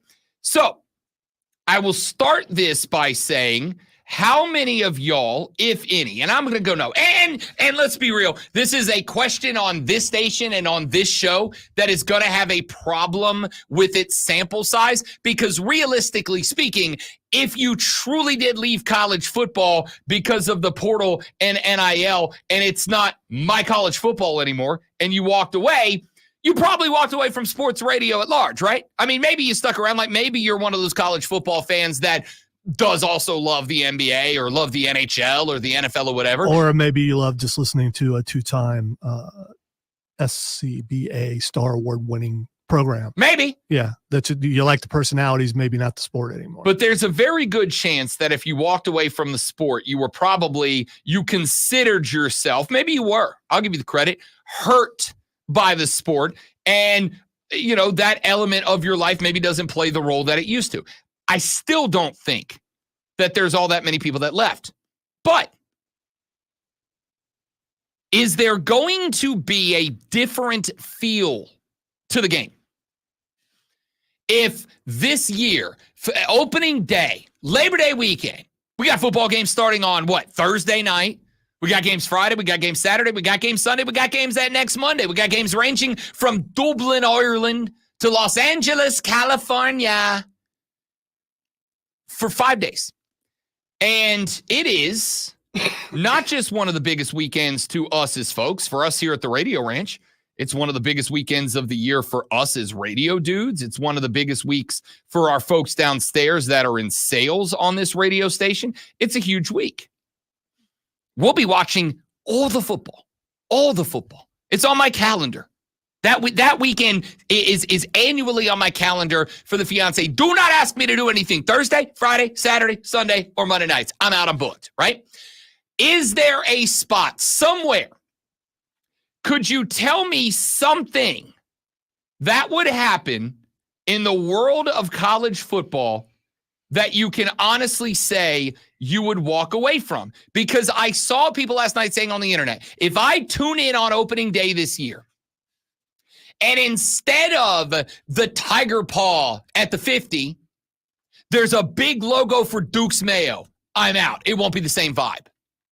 I don't know. That's a bad example. Why? Because everybody loves Duke's Mayo? I agree. Because, the cult would be like okay with it. So it would be all right. If you tuned in to, I don't know, here you go, I'll give you one in the middle. If I tuned in to watch on opening weekend, Alabama versus Western Kentucky. If you're watching Alabama v. Western Kentucky, that's just because you're hard up for football, right? You just need football, and you're willing to watch a team get murdered. Is that like drug injection? Yes. Is that what you? Okay, yes. All right. That's exactly what I was doing. I was trying to help the stream out if they were curious.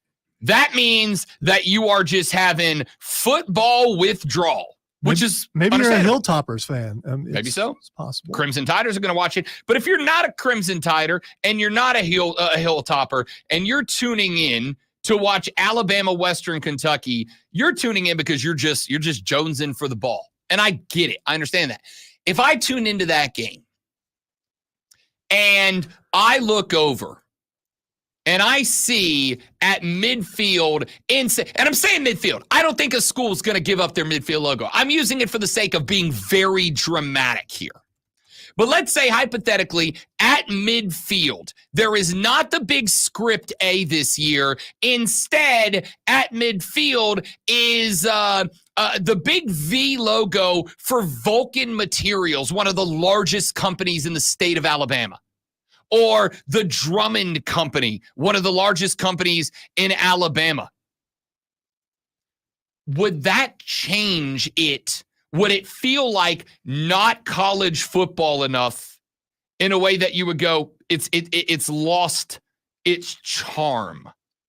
Is there a spot somewhere that college sports would lose its charm to you? Because I think that was the argument of folks about the portal, about folks about NIL.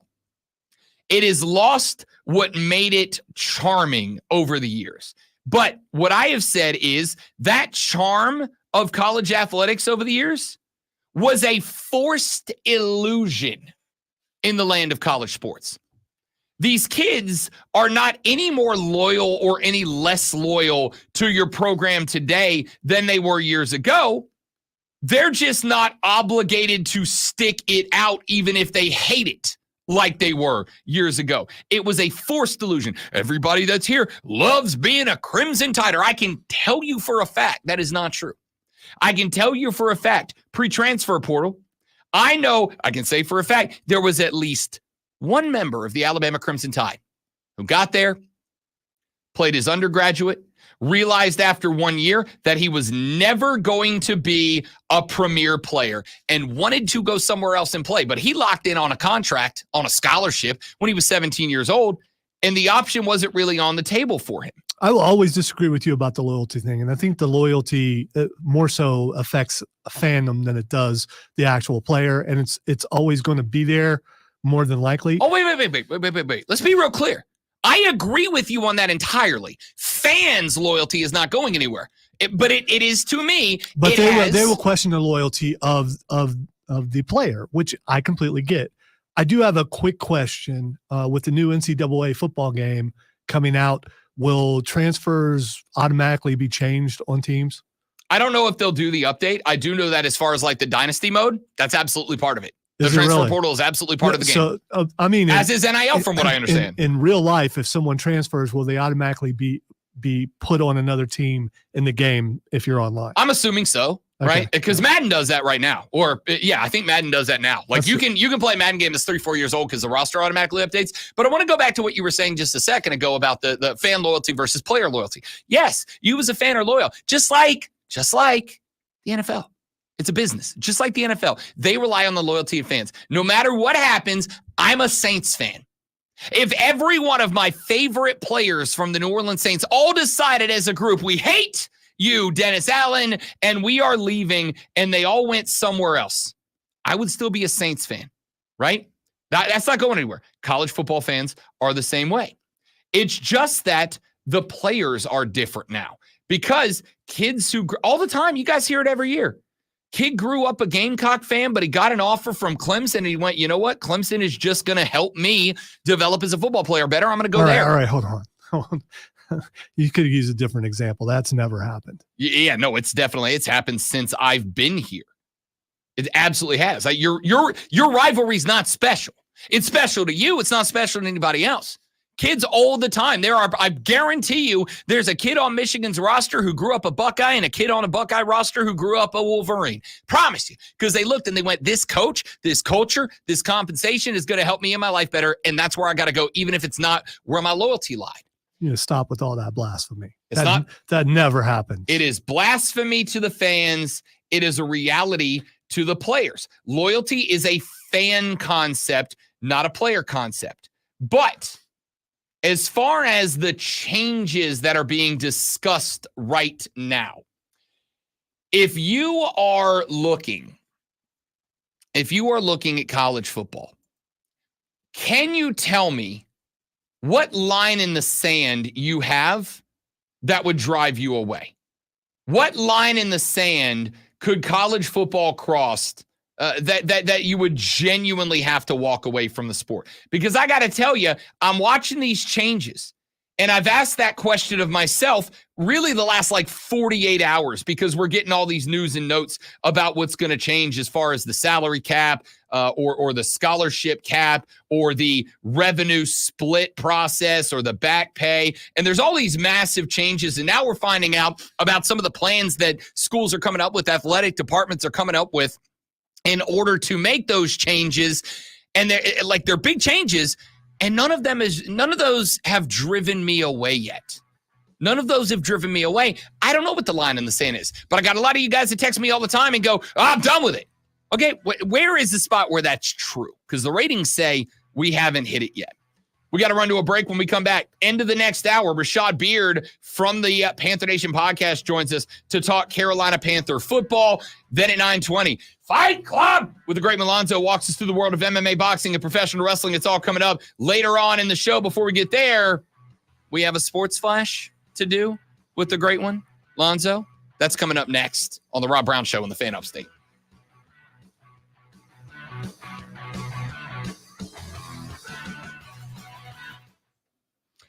Ladies and gentlemen, let me tell you about our friends at New Life Weight Loss. I'm a big fan. I'm a smaller fan now, though. You get it? Because I was kind of fat.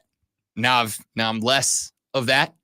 So I'm a smaller because of New Life Weight Loss, of which I am a big fan. And I'll tell you why I am a big fan. I'm a big fan because the first time I sat down with New Life and they said, all right, look, you got to make changes, right? You got to eat healthier. You got to eat smaller portions. Like, some of the things you got to do. And I'm like, yeah, but it's not that easy. And they said, let us help.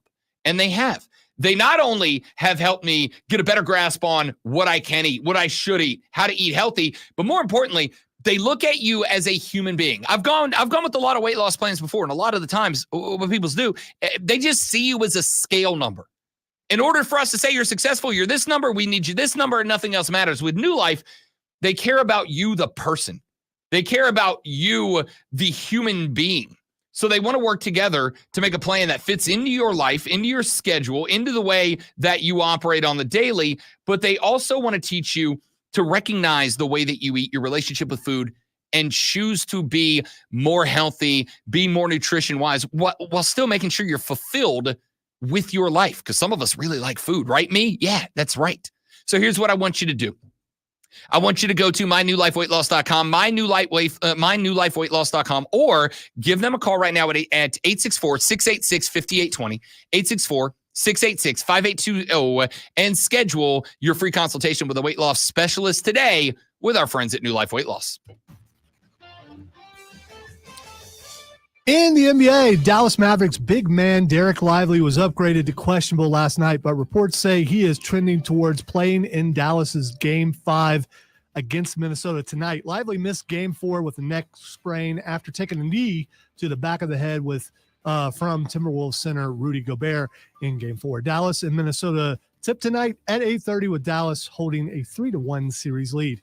The 49ers haven't signed Brandon Ayuk, but they shored up the wide receiver room yesterday, signing wide receiver Juwan Jennings to a deal through 2025. Jennings had 4 catches for 42 yards and a touchdown in last year's Super Bowl.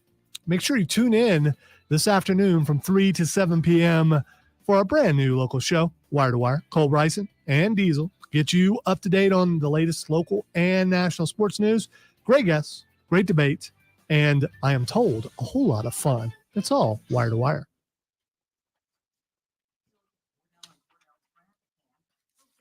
All right, hit stop and get the next one started. Where's me cursor? There's me cursor. So pretty solid delays. I would say it's heavy back beyond Woodruff Road. South on I-85 delays there. South on Highway 101 shooting down towards Pelham Road. And construction I-26 both sides between mile marker 7 and mile marker 8. From the News Talk 98.9 It was around 15 this morning on my way in. It's the first day of the first grade, and she found a new best friend. Getting on the interstate. Boom, there she yellow cone.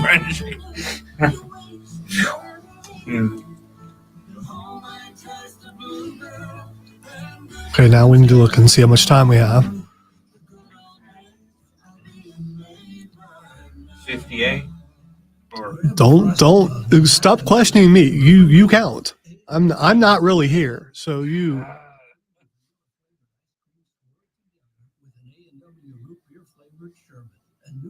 I think it's going to be like You're doing it wrong. Again, all right. You take it from the time it is now. So this spot will end at 58:19. Now add the next thing onto it. 33. 47. It's the top of the hour. No, that would be you just add another minute, so it'll be 59:47, which would take us pretty close. So you can get rid of that promo. The promo. What don't? Yeah, the promo. There you go. This one? Yes. If it's green, it's probably not a promo.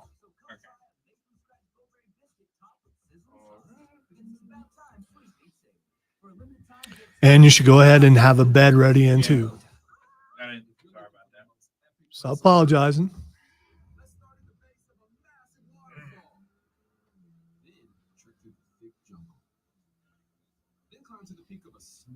Don't get in your head. Have you done anything wrong yet? No, because if you did, I would tell you. You can decide if you want to start editing on that on the last hour, or you want to wait till the end. It doesn't matter. Yeah. If you're more concerned with running the board, I'm fine. with Yeah, that. I'm gonna Okay. tackle this. Okay. I can save this part though. While y'all like once that segment starts, I'll at least save That's it. what I was talking about. Yeah. Yeah.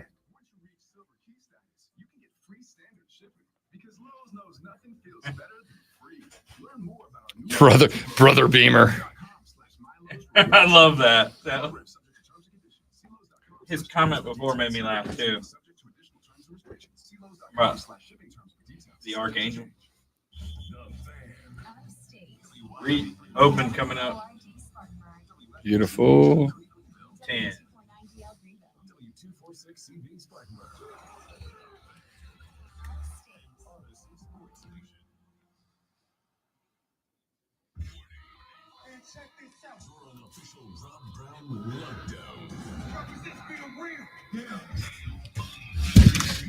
Manufactured locally for the Carolinas. This is the Rob Brown Show.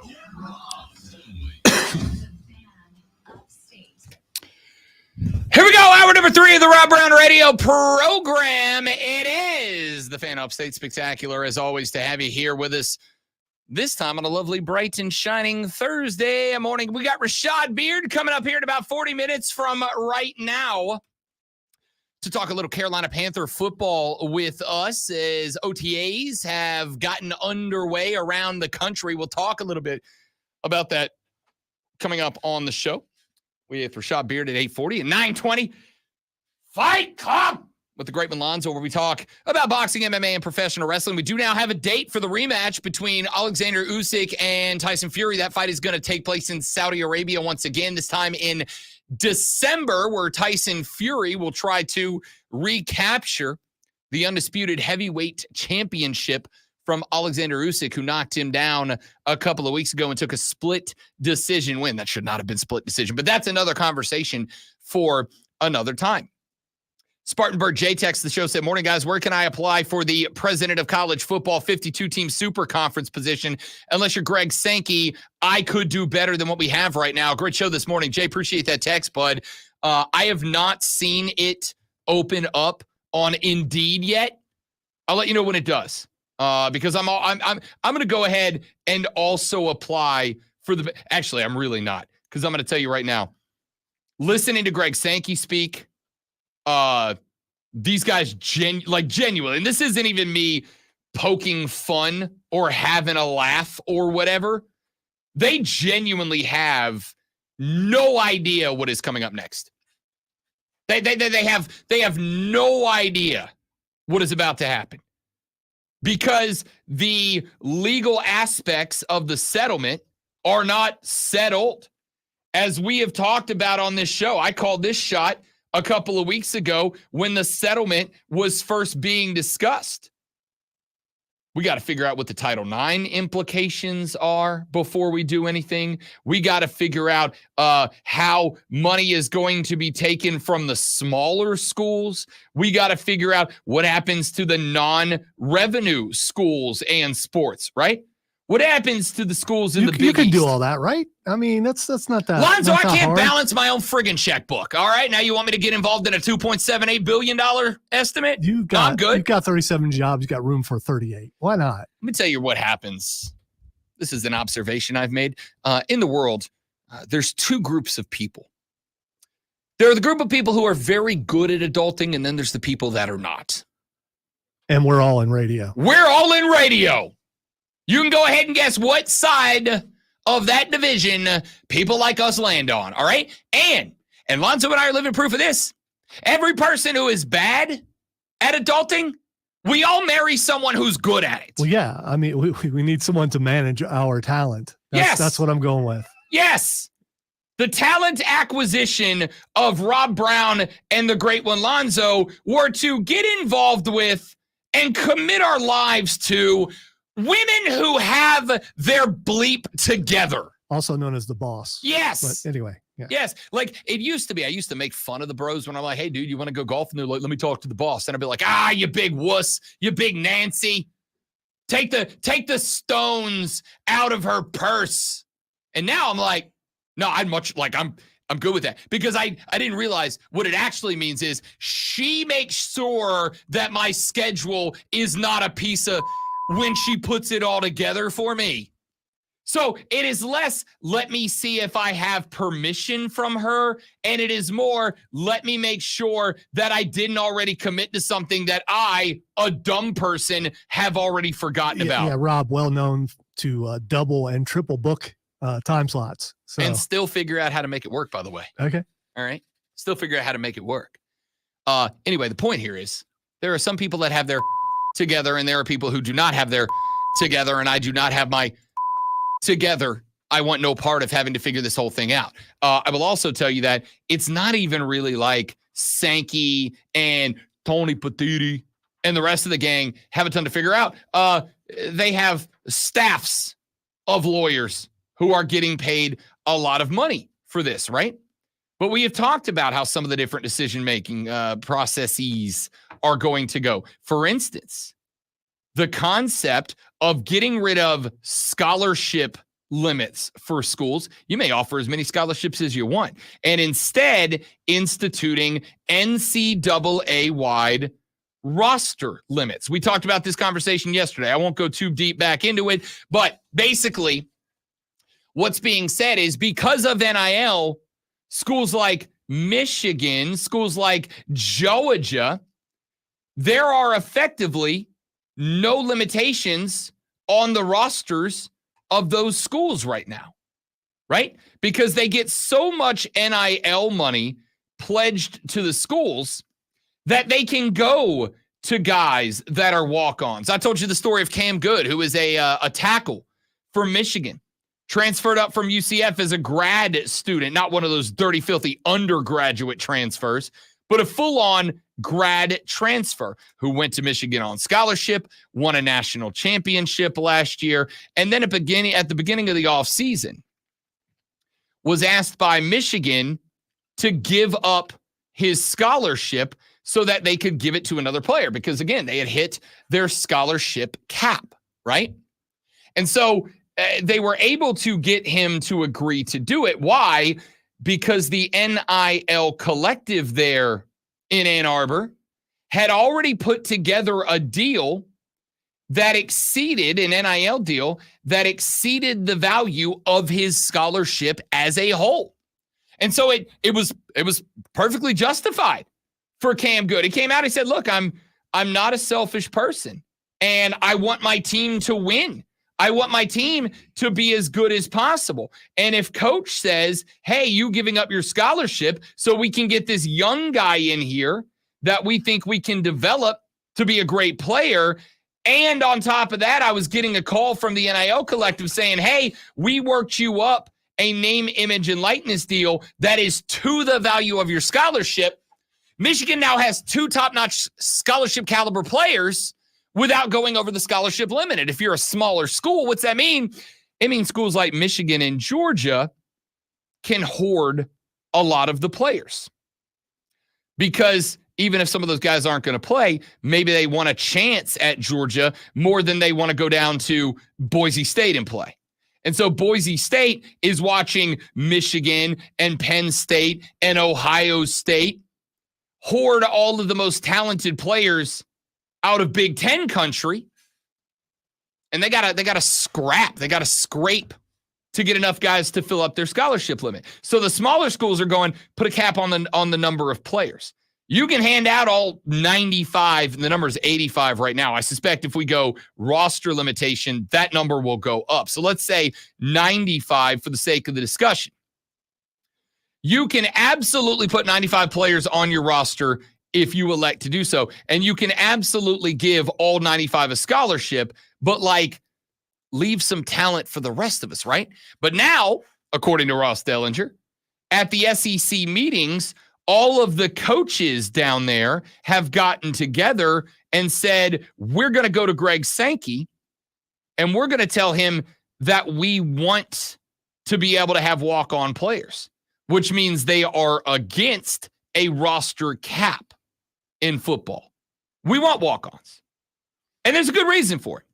A lot of positions on a football field, long snapper, kicker, punter, a lot of positions I'm not going to say on all, but on a lot of teams, a lot of those positions are filled by walk-on players, by non-scholarship players, by guys who are willing to pay their way for school just so they can also play football at the highest level that they can play at. And the SEC coaches are saying, no, we want to be able to keep those guys. We want to be able to keep those guys, while the small schools are saying you should not be able to have 50 guys on your roster that are never going to see the football field when we're down here struggling for talent. And the big schools are going, yeah, we can put NIL deals together for those guys, right? We can go to Bob's Used Cars and we can say, hey, Bob, these are the guys that we need NIL money for. And we can come up with enough NIL money that would effectively replace a scholarship for a non-scholarship player. And that brings us to the concept of the corporate sponsorship. The corporate sponsorship would be obviously sponsorship money that is paid directly to the school itself, sponsorship money that the school could then go ahead and immediately turn around and give back to the players as part of the revenue split, or as part of whatever direct payment plan it is that they ultimately end up working out. So it's gonna look different. It's gonna look different. I don't know how much further it goes. We talked about the corporate logos at midfield, and again, I don't think I'm not going to say zero, but I don't think many schools are going to replace their school logo with the 50. But there's a lot of green grass out there that you can put some spray paint down on. You know what I'm saying? What about the first line, first down marker? Sure. I mean, they could put that digitally. It could be along the line of the first down. Yeah. Is it hockey? I think during the regular season, maybe it's soccer. I don't know. One of the sports has what is effectively an offsides marker, and where like the NFL has the yellow line that goes across the field, they have a line, and you know what's inside that line that goes across? It's like Geico, and it's just written 100 times, right? So that line is actually the Geico whatever line. Right. NASCAR has the Geico. Geico's really killing the sports game right now. Big on the show today for sure. Yeah. Geico's got the Geico restart zone in NASCAR. And so every time that there is a restart in NASCAR, because they don't start when they hit the line, there is a restart zone well before the start finish line on the racetrack.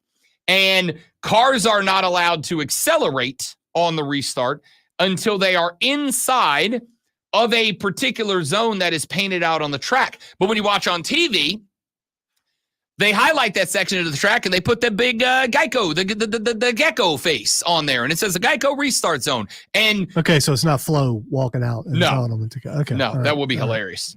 But it's like the Geico lizard, and it's like the big face of the lizard right there, and it says Geico restart zone.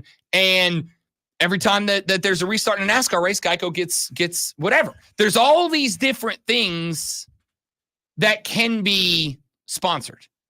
There's all these different things that schools could sell within the game. And by the way, because I got asked yesterday when we got off the show, well, Rob, if you're talking about digital ads down on the field, if you're talking about projected advertisements, wouldn't that go through the television networks? And the answer is yes.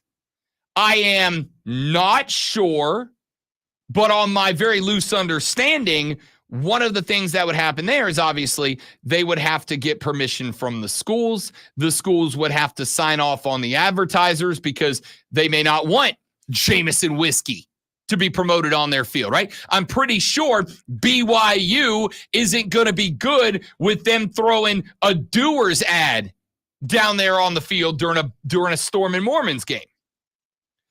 But if that is the case, you know what that does for the schools? That allows them to go back the next time those TV contracts go up and go, we'd like to see how much direct revenue you made by advertising your ads on our field during games, and we'd like to increase the worth of our TV deal moving forward by that much, paying more money in the pocket of the schools.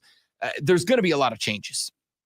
And we can sit here and probably will moving forward, coming up with all these different ways that there will be changes. We can talk about jersey patches on the uniform, right?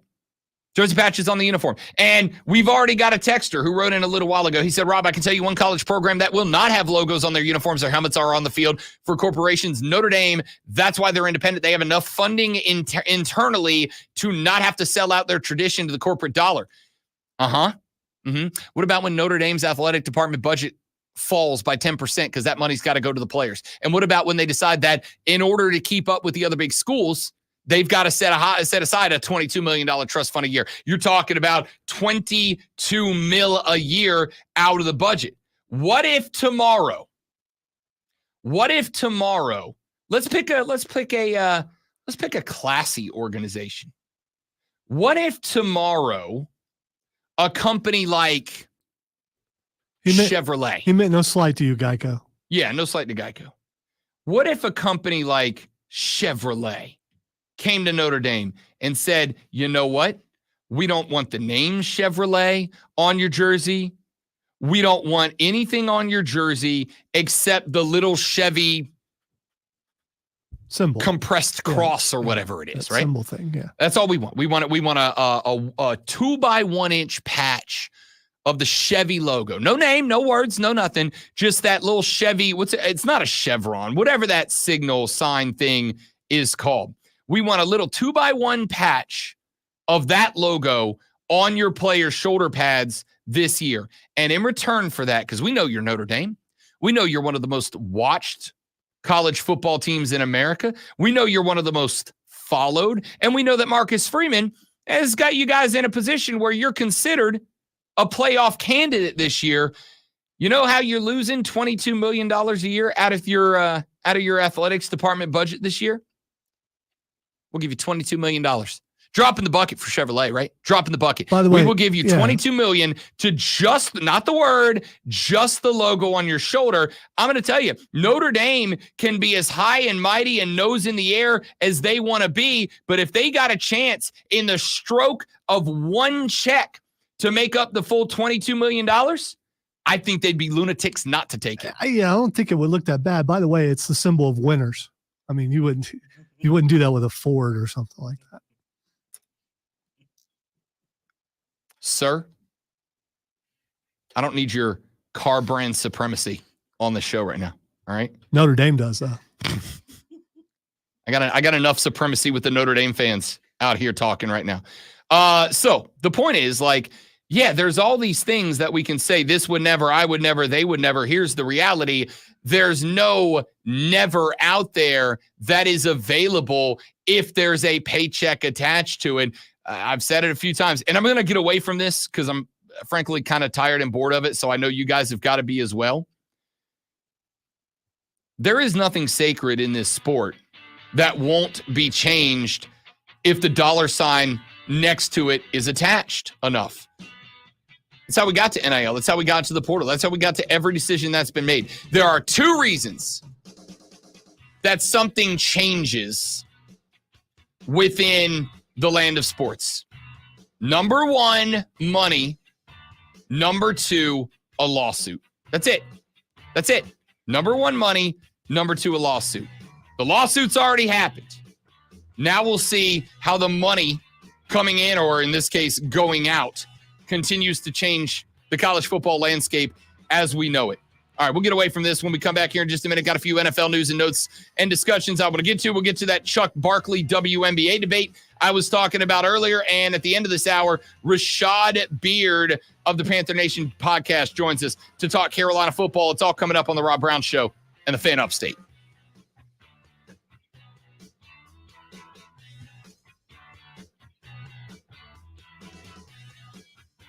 Hit it again.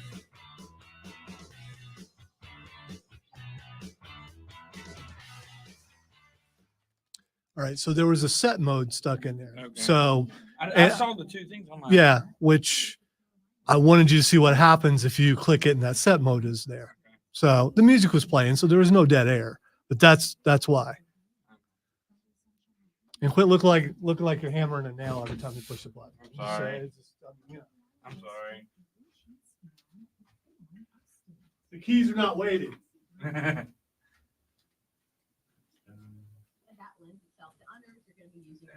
Or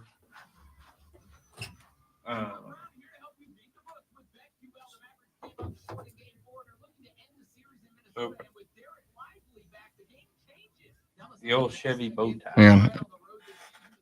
Sorry about that. I didn't You're good. know the thing was in.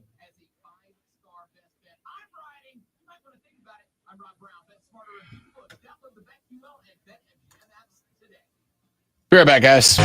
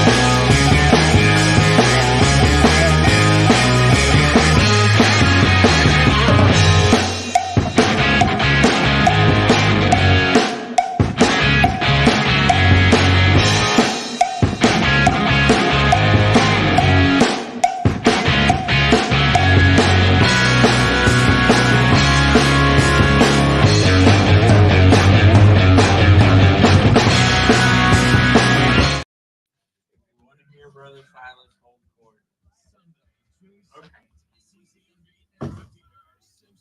By the way, if something shows up on the stream that's not talking about what we're talking about Yeah. when we're on the air, yeah. I mean, we'll usually get to it off the air. Man, I could have went with the knuckles thing Rule for at number least 5 one. more minutes, and you just had to break. Unfortunately, I have a pictographic vivid imagination. I like see images. In Oh, my I see head, it now. I see it now. I'm still not breaking now. Not till later. Good straight man never breaks.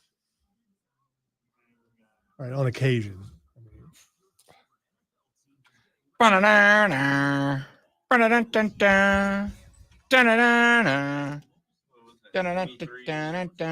You don't need to worry about counting there. The only time you need to count is at the top of the hour. There is no show that you will produce on either station where you do not have to time into the top of the hour. So learn how to, and they never tell you that math is involved, but math is very much involved. Which is why I sit over here. But he's been over here and had to do the addition himself.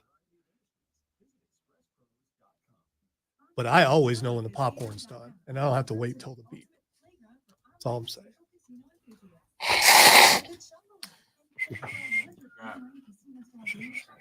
You got wire to wire 30 and then a regional. Yeah, he doesn't even know that. He doesn't, because he's already forgot. New Life, next break. New Life, next break. Remind me to tell you about that when we get to our next stopping point.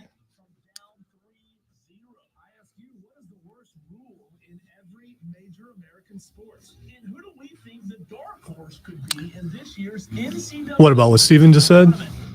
Steven wants to know if he pronounced Rocky Balboa. Nope. By the way, it's a work, guys. It is now. It's It's his gimmick now. yeah. I gave him another gimmick.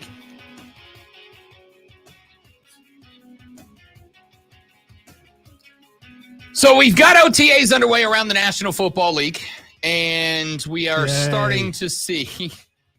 Dude, I'll take what the hell I can get right now, okay? Oh no, it's genuine excitement. I just don't have access to my button right now because I'm training. So Here, I'll play one for you. My loins have been tingling.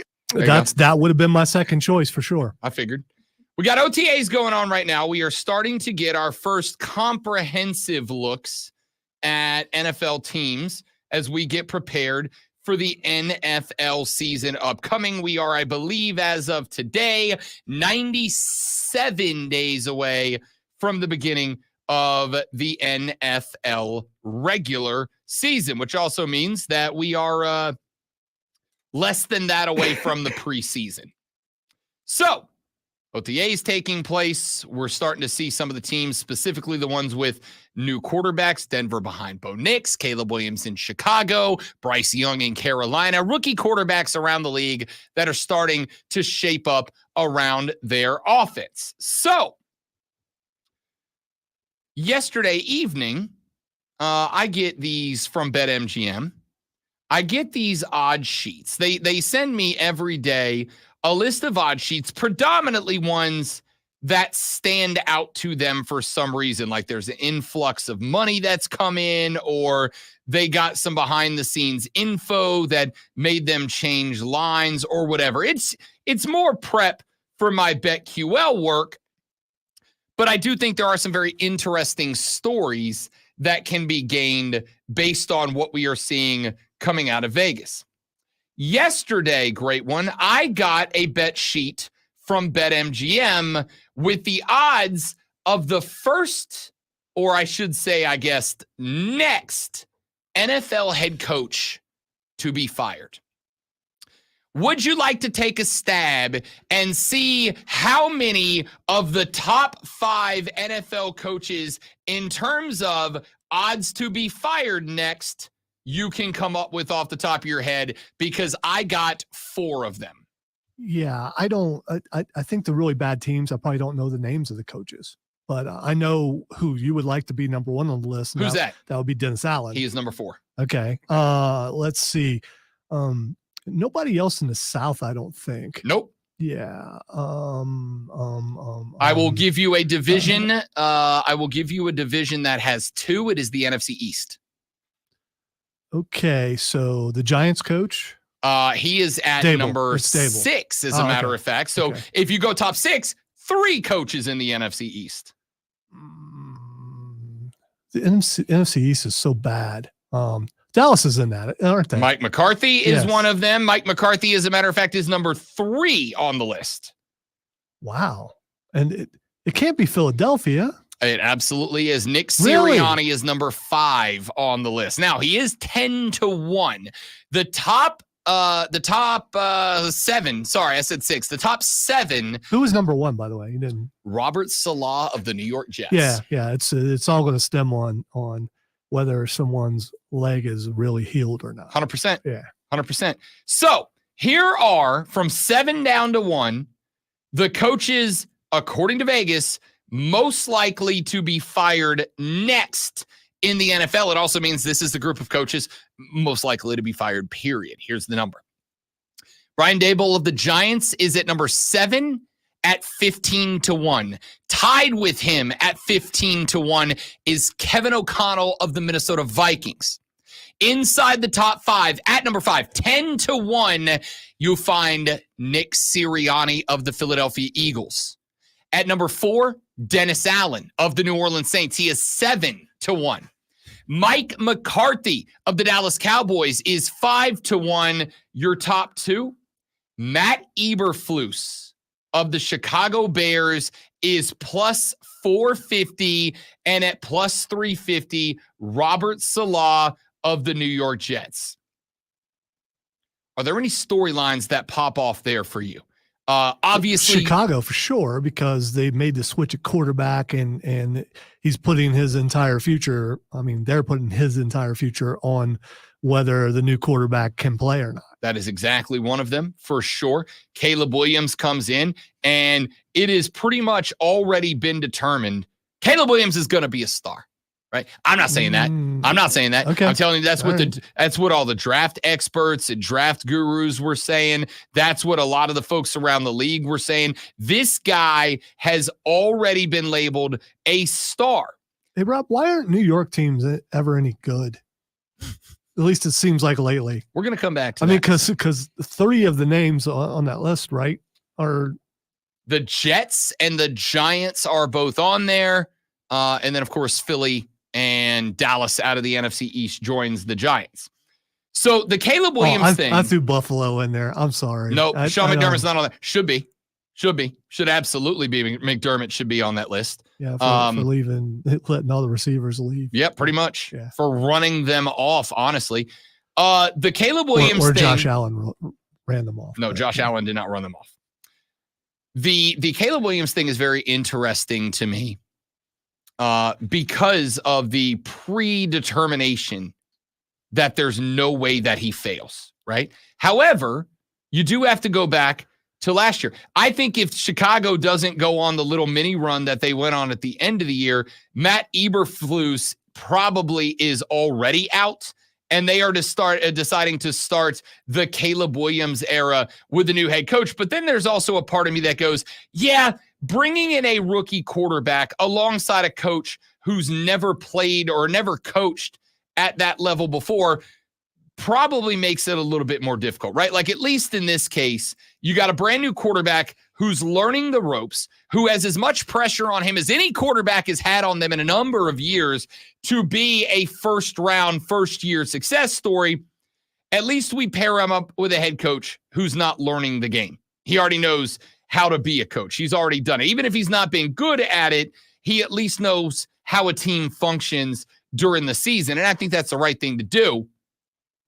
But to say, hey, Eberflus, if Caleb Williams fails, it is 100% on you and 0% on Caleb Williams is very interesting to me. Mike McCarthy being on this list, 0% shock to me.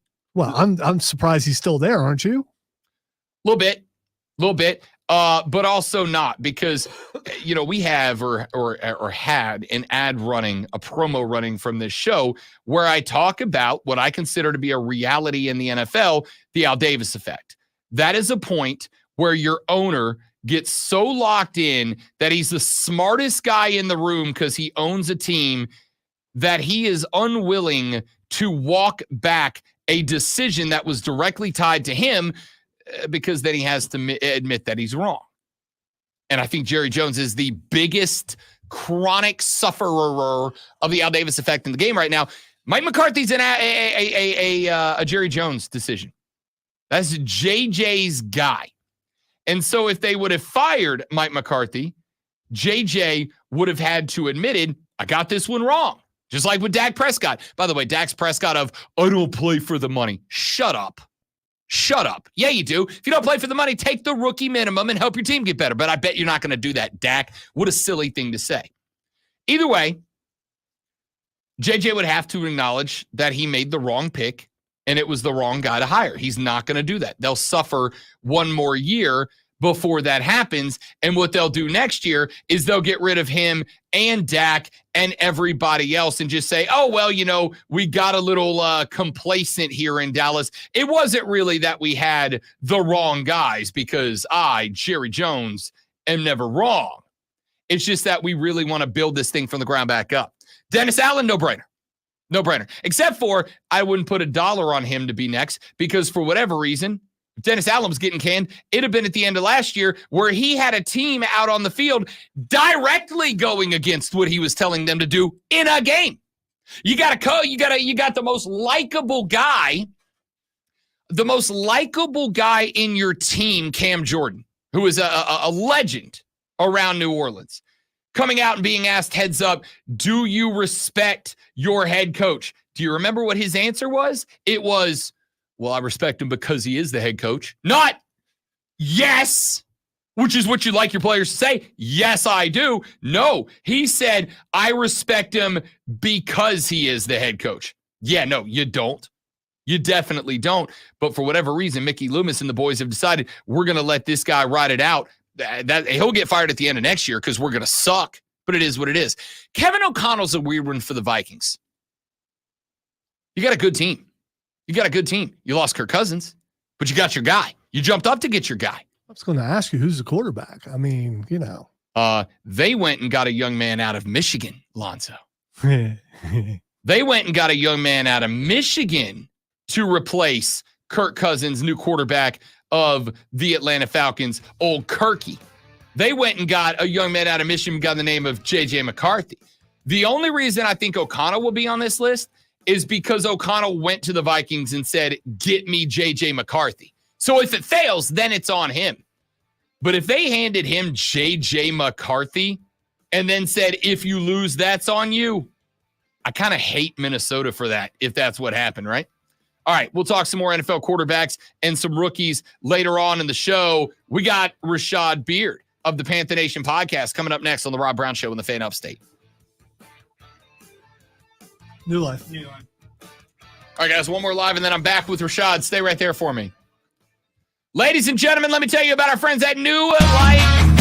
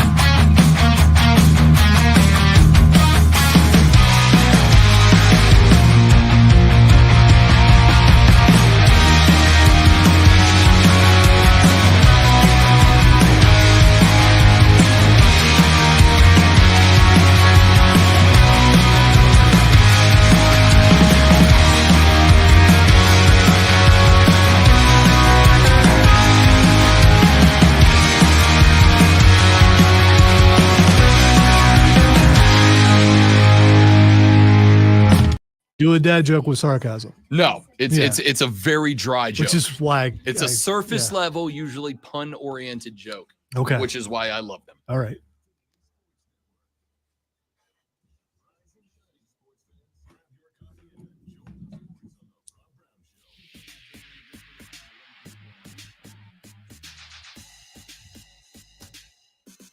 The Rob Brown Show continues. It is the Fan Upstate. Rob Brown, the Great Alonzo with you. Welcome in, ladies and gentlemen. It is Thursday morning. It is 8:40 in the morning, which means it's time to take a little ride up to Charlotte, North Carolina to check in with one half of the Panther Nation podcast. Friend of the show and dude that I've known to been to have a beverage with up there at Bank of Check out America the Stadium. shirt. Check out the shirt, man. What's on the shirt? What are we rocking today?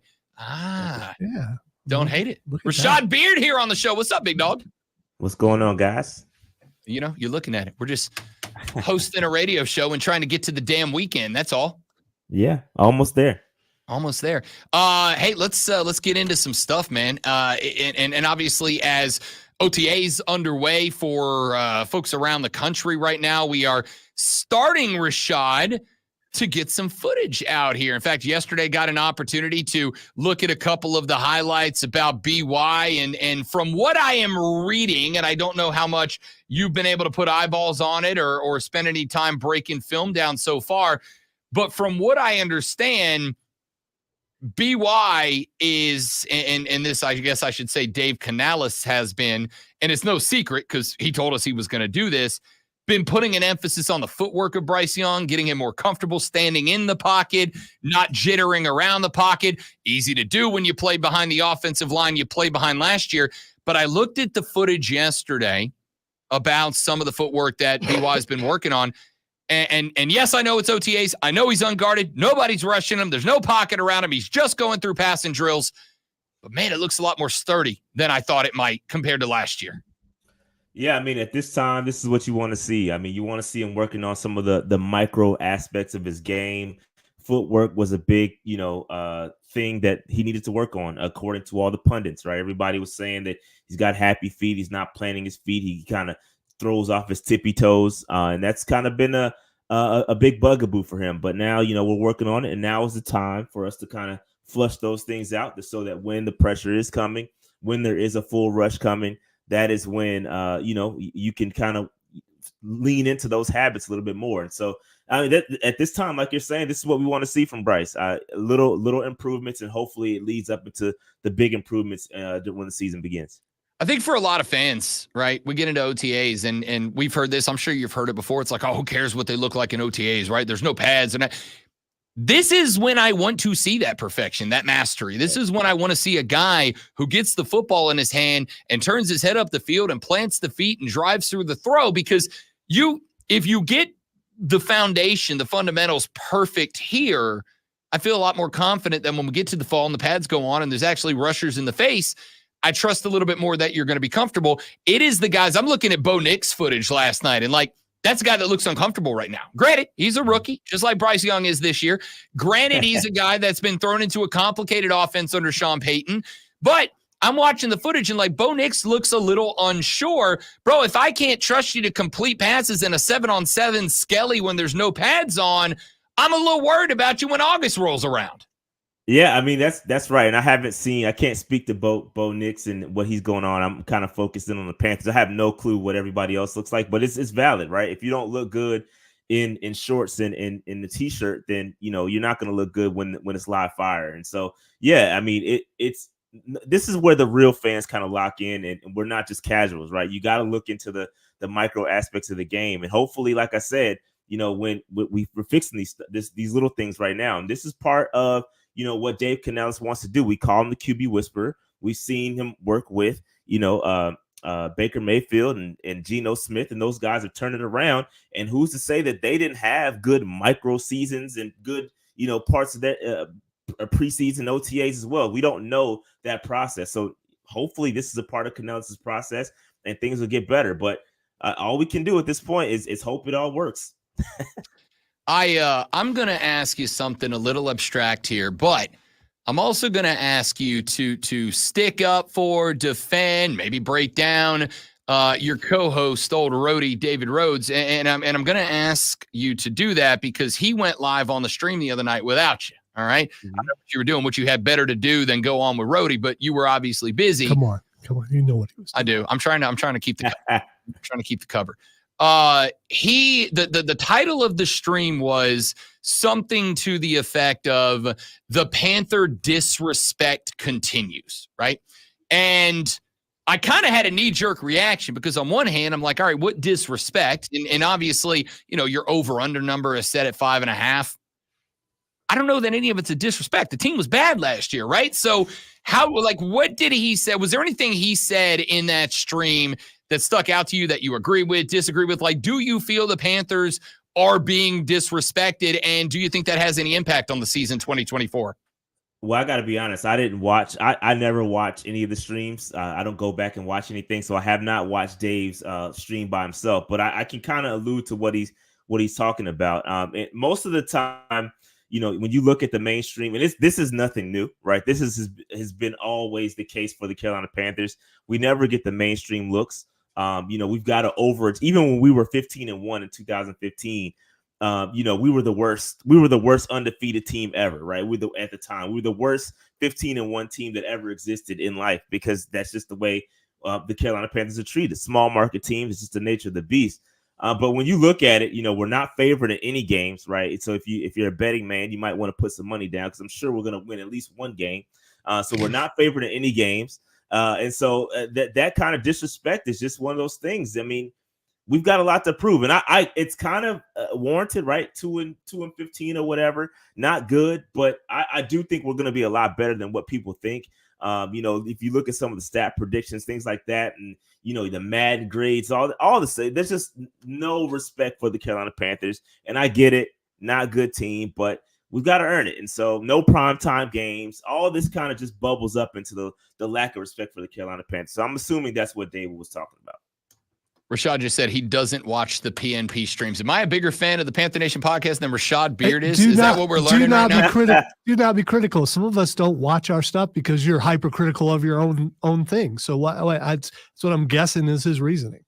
Yeah. I just don't have the time to kind of go back and watch. That's what it is. Or there's that. Yeah. There's a cat online by the name of Josh Larkey who writes for Sleeper, Roto World, 33rd Team, a couple other outlets he does some stuff with, and he put up his future of the team's piece the other day, and he put Carolina into a tier at the bottom of his tier list all by themselves. He put them in tier 7, a tier he called still years away from contending. Rashad Beard, I brought up the disrespect question because I even looked at that and went, years? Yeah, maybe year away, and I think there's a chance. But he said he is looking at this team being 4 to 5 years away from contending for the division, not even the NFC, not even the World Championship, for the NFC South. Dude, that's got to be the most pessimistic outlook, right? Yeah, 4 to 5 years is kind of crazy. I would give you 2. Max, I mean, I think we'll be better than people anticipate this year. I'm not saying we'll win the division. That's not what I'm saying at all. But I do think we'll be competitive by year 2 into Canellis's reign here. So I don't, 4 to 5 years is kind of crazy because in 4 to 5 years, you're going to look at Canellis not being here if things don't go. If we're not competing, Canellis won't be here, which causes us to reset again, which would be just another cycle of terrible news for the Carolina Panthers. So I don't think 4 to 5 years is a stretch. I give us 2 years and we'll be competitive. Again, not saying we're going to win a Super Bowl, but at least the division will be competitive there. But yeah, that's part of the disrespect. I mean, it's easy, right? It's convenient, easy to say that because we haven't given much hope over the past couple of years. So that's just part of it, man. Just super disrespectful. So I host, aside from this show, I host for the BetQL Network, which is a nationally syndicated gambling network. And the other day, one of the co-hosts and I were going over NFL over-under win totals. And we got asked by our producer, what teams are you hammering the over? What teams are you hammering the under? And I immediately threw Carolina out there sitting at 5.5. I said, that's an over bet for me. because I think 6 is very, very reasonable. I think we've had this discussion kind of more back towards when the roster got dropped. I'm going over at 6.5. And by the way, just so for those of you that are into the gambling world, it's -128 to the over, -110 to the under, which means that Vegas thinks it's more likely they get to 6 than they get stuck at 5. Now that we've had a couple of weeks to digest the schedule, now that you've gotten a chance to see, again, I know there's no pads on yet, but see BY in the Dave Canales offense early, the rudimentary, elementary aspects of it. How you feeling about a 5.5 win total? Yeah, I firmly believe we'll win at least 6. I've had us when the schedule dropped, we predicted I had us at 7 to 8 wins. So yeah, I'm a believer of 6 wins. I think it's doable. I think it's plausible. And like I said, man, we were so bad last year. There's nowhere to go but up. And I think that Canales is going to have us in a better situation quicker than a lot of people think. I think Bryce is going to turn this thing around. You've got weapons. The offensive line is improved. Again, I just think it all aligns to us being a lot better quicker than people think. And again, we're not favored in any games, right? So, hey, put the money down. I'm not a betting man like that, but I'm sure we'll grab a couple. And I firmly believe 6. We'll get over that. I think that's fair as well. We talk obviously down here in Greenville, South Carolina, talk a lot about Clemson and South Carolina, and there's a conversation that I've been having about Dabo Swinney at Clemson. I'm going to connect this to the Panthers. Stick with me for a second. He's very anti-transfer portal. He's in fact the only major college not to bring in a transfer guy this year. It's him and the military academies, and that's it, right?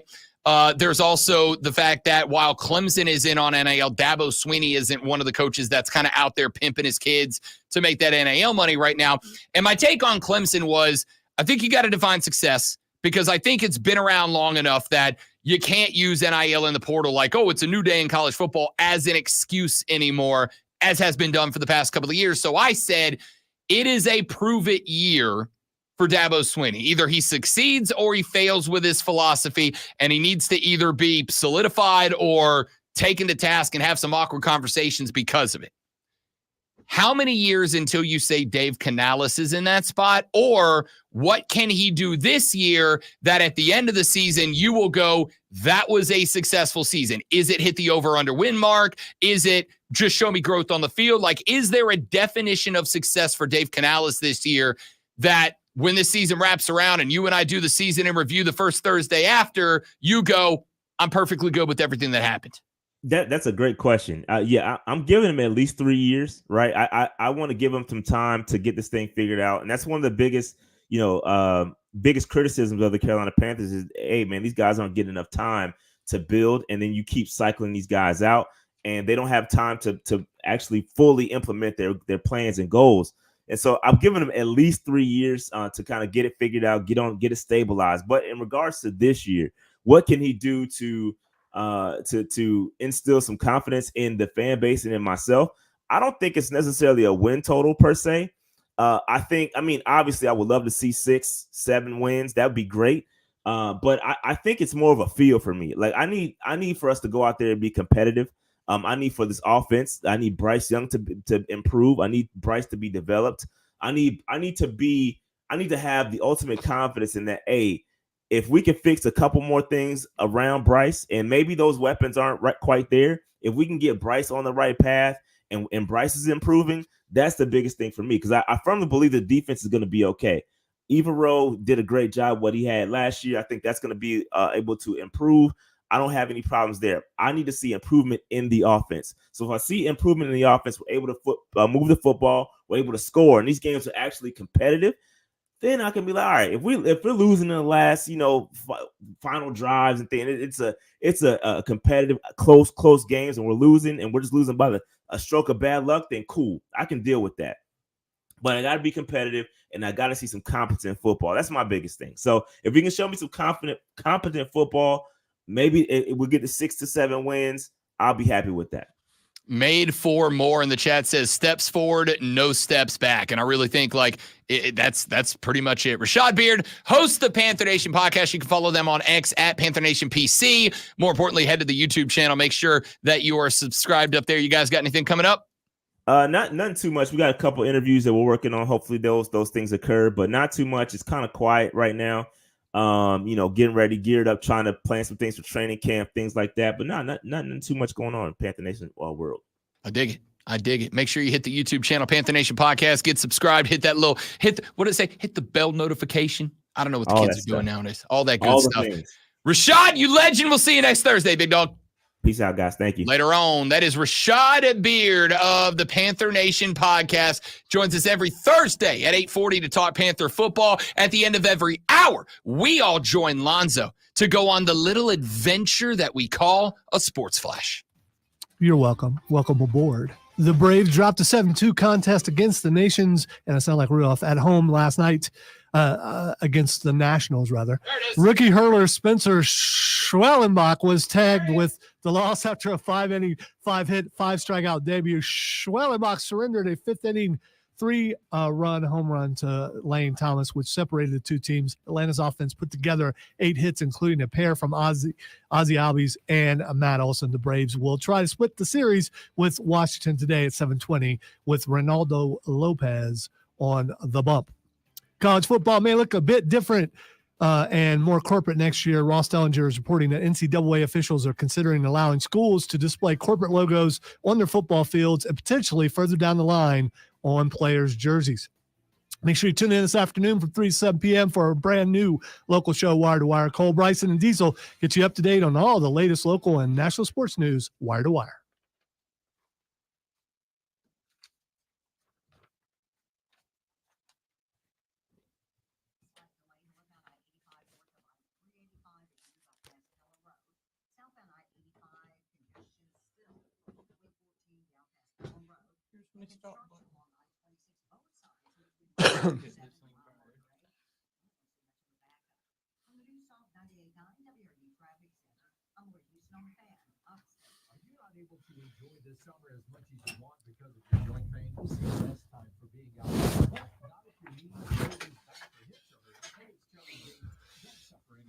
So much fun being on the edge of a sneeze as soon as you start reading. Oh, good.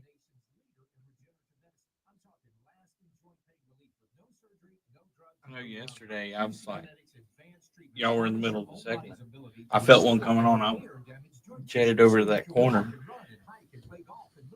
Yeah, I don't really have that option. I could have just No, said, no, no. you know what, it's over, and just hit the button and walked away.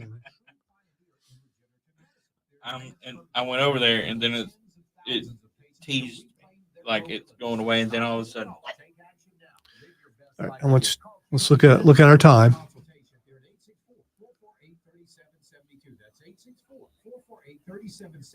In Greenville and Asheville, 864-448-3772. Celebrate Greenville's music scene. 59, 17.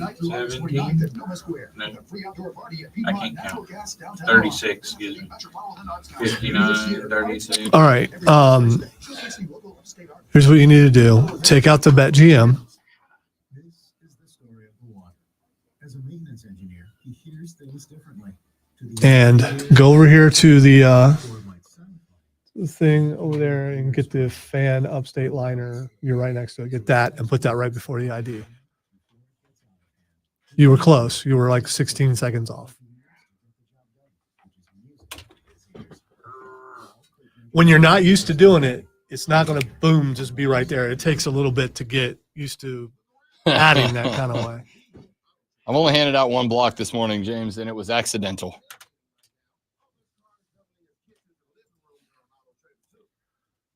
I did notice there's something down here that said no valid rotator. Right. And we'll see what happens in a second because it's still red and it's a sports flash.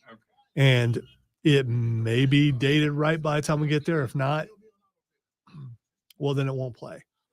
Normally you would do what's called a discrep. And this is either Diesel or Cole didn't update their thing. Sometimes it's hour specific. So when you jump into the actual hour, it will be okay. It doesn't look like that's going to be the case.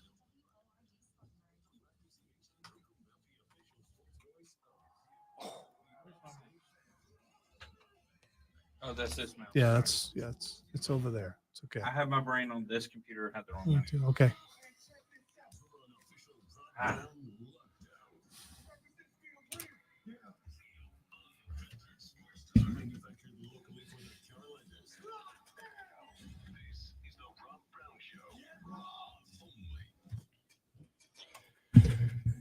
And here we go. The fourth and final of the Money Hour. The Rob Brown Show starts now. Welcome back, ladies and gentlemen. It is the fan upstate. Rob Brown, Lonzo with you this AM.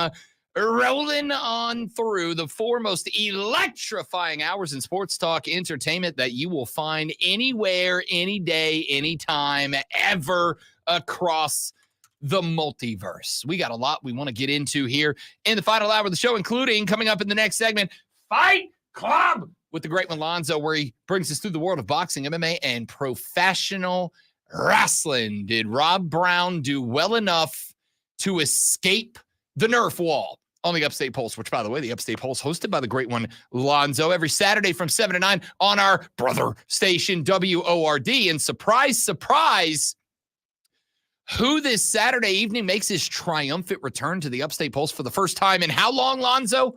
Like 6 months? No, 3 months? it's, Something like that? A year and a half. 3 weeks? Year and a half. Yes, year and a half. Maybe even a little more than a half.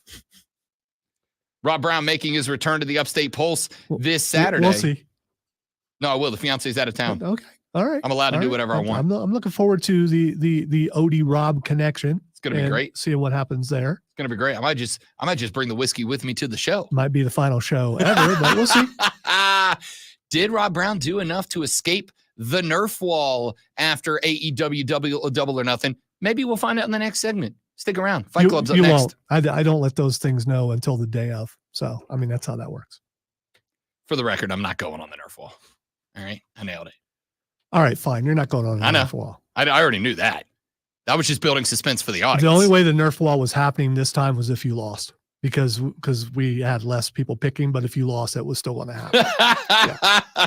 I'm not going to cheat, but well, people want me. Game. No. People want me to cheat. I'm not going to do it. I mean, that's probably as close as. That's not really cheating. 4 people picked.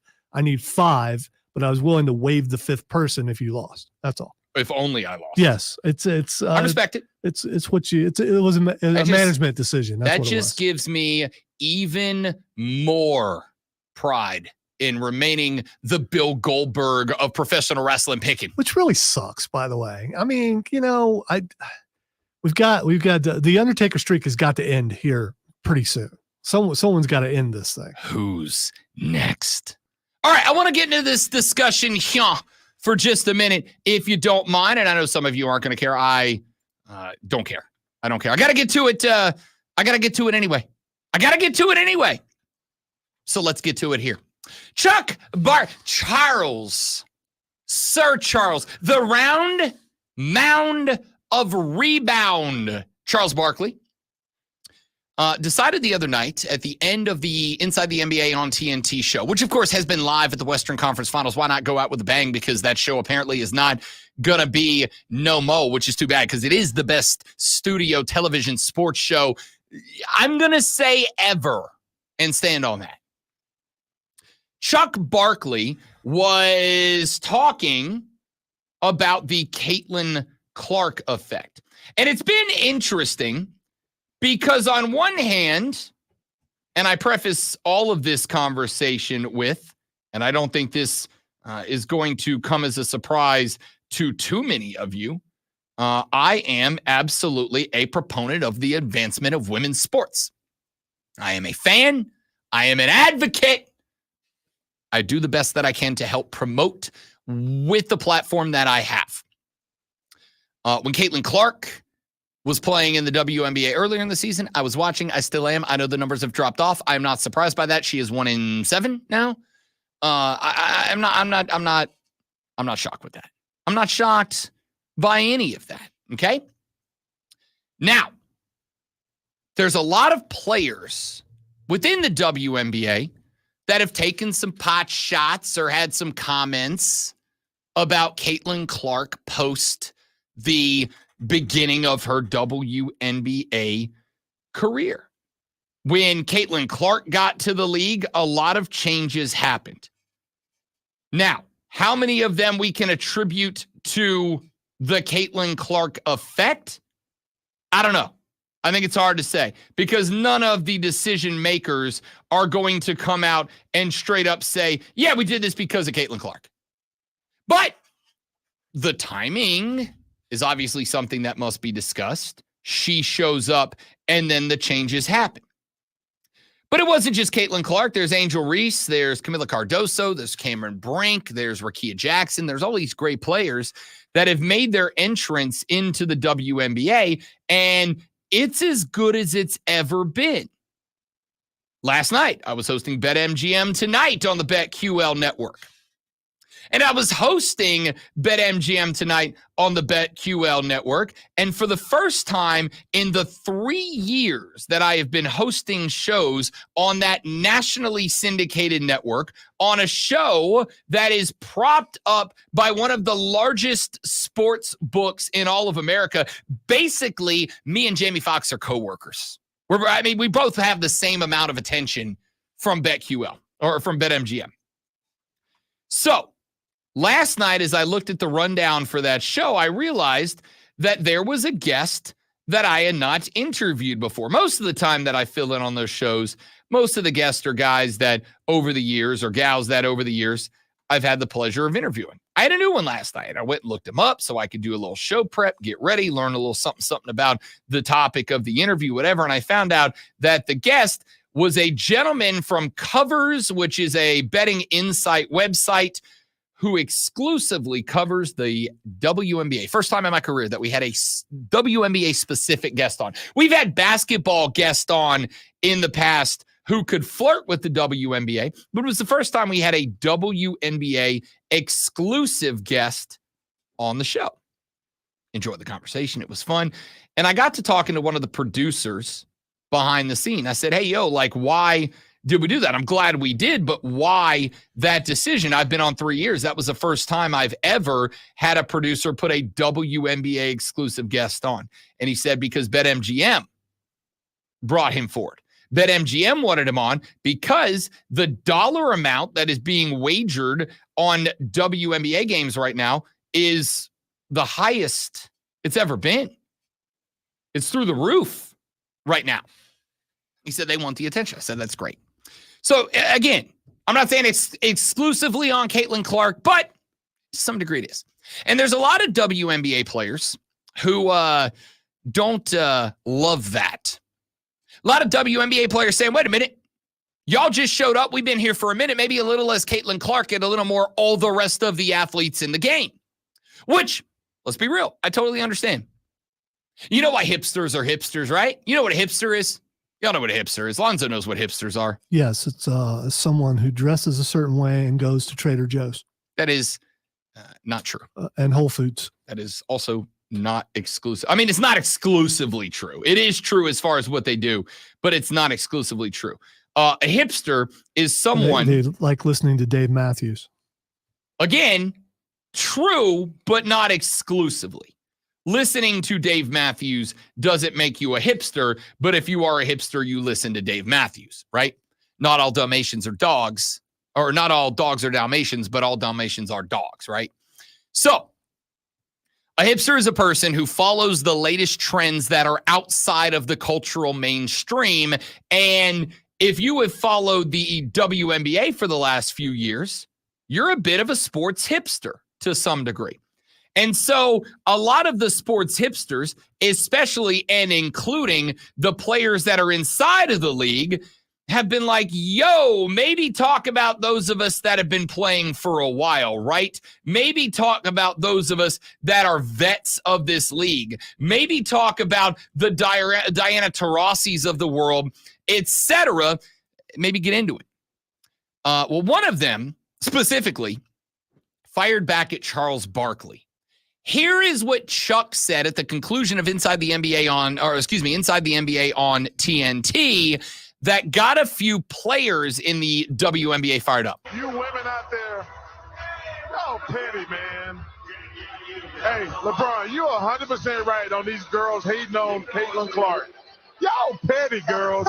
I expect men to be petty because we're the most insecure group in the world. Yeah, you are. Y'all should be thanking that girl for getting y'all ass private charters, all the money and visibility she bringing to the WNBA. Don't be petty like dudes. Listen, what she's accomplished, give her flowers.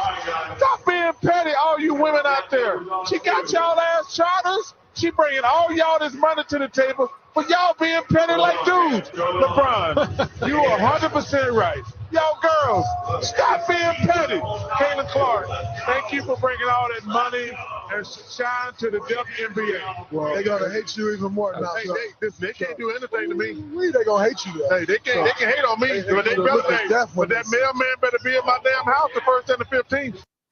I love Chuck so much. I do. Mailman better be at my house on the 1st and the 15th. Love Chuck. So, as if he doesn't have direct deposit. yeah, exactly. I do love the idea of on the 1st and the 1st and the 15th, Chuck putting on the robe and walking down the driveway because Chuck refuses to use direct deposit. I don't want none of them knowing my bank account number. Send me a check. I love that idea. Big old smile on his face, knows the mailman's name. Yeah. Yeah. What's up, Greg? Thanks for bringing me that check, Greg. You big dummy. I love Chuck. He's the best. So, this is very interesting because there is a young lady who plays in the league right now for the Phoenix Mercury. Her name is Natasha Cloud. And Natasha Cloud has been a respected voice in the WNBA for many years. Who? She's been in the game for a while. Who?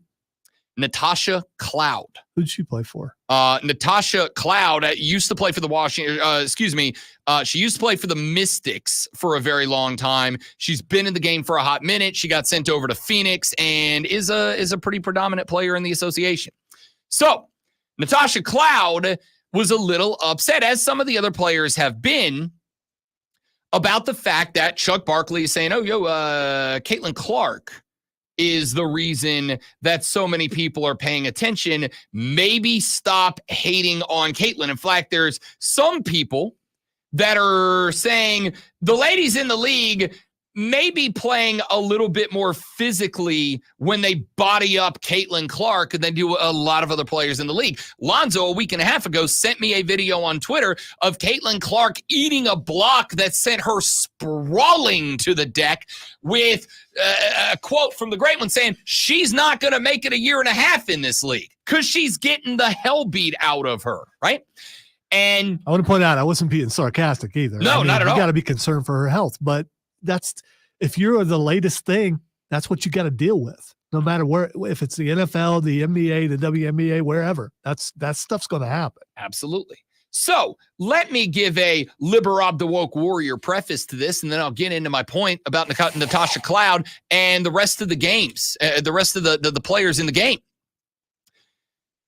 The Liberab Woke Warrior preface is, I don't grammar police. I don't language police. All right. I don't tell other people how to say what they want to say, etc., except when I do. But I don't do that. It is not up to me to say things to you that tell you and restrict what you can say and how you can say it. That being said, I'm assuming Natasha Cloud wants the WNBA to join the ranks of the most professional, the most popular, the most successful professional sporting outlets. I'm talking about the big five, right? The NBA, the MLB, the NHL, the NFL, and MLS. I'm giving a little credit there to MLS, but you get it. You get it. Here's the thing. Along with that comes the rest of the sports talk universe, right? I think what happens with players like Natasha Cloud is they want the WNBA to be celebrated, to be viewed, to be watched, to be invested in. Yet, I think there's an element of, almost wanting to be adored without criticism or without all the things that come along with celebrity. What is happening with the WNBA right now should be celebrated. I literally did it on a national show last night. I love the fact that we have a major sports book that said, we want a WNBA guy on tonight. We want a WNBA analyst on to talk WNBA gambling. That's how big this is. I think that's great. These things should be celebrated. We should be celebrating that. But I got Natasha Cloud out here saying in a tweet that she did not put at Chuck Barkley, but it was about Chuck Barkley. She said, quote, "I'm tired of hearing men talk about our league knowing nothing about our history. Invest or STFU respectfully." I will always appreciate somebody who drops a good solid STFU into a tweet at somebody. I like that. But here's the thing. She went on to say, y'all want us to be pitted against each other so bad. No, we don't. It's a sport. Sport is competition. We want good competition, and sport is rivalry. We want good rivalries. I'm going to go ahead and tell you right now, I'm a college football fan. I absolutely say mean things about the teams that I consider rivals, the teams that I consider opponents. You're damn right I do. I do it in the NBA. I do it in Major League Baseball. Ask James, noted Philadelphia Philly fan in the chat, how many lovely things I've said about the Phillies over the years. I am appalled by your behavior. I would never do such a thing towards an opponent. Yeah, for sure. How'd you feel about Jim Harbaugh going to San Diego, by the way? I mean, L.A., but San Diego. He has a lovely Winnebago. There it is. Miss Cloud, you have to consider me a friend. All right. I'm here as a friend. I'm here as a supporter. I'm here as a dude that is watching the WNBA with regularity this season. Not just Caitlin Clark. All the WNBA. I am an advocate. I'm an ally, as the Utes like to say. Here's the thing.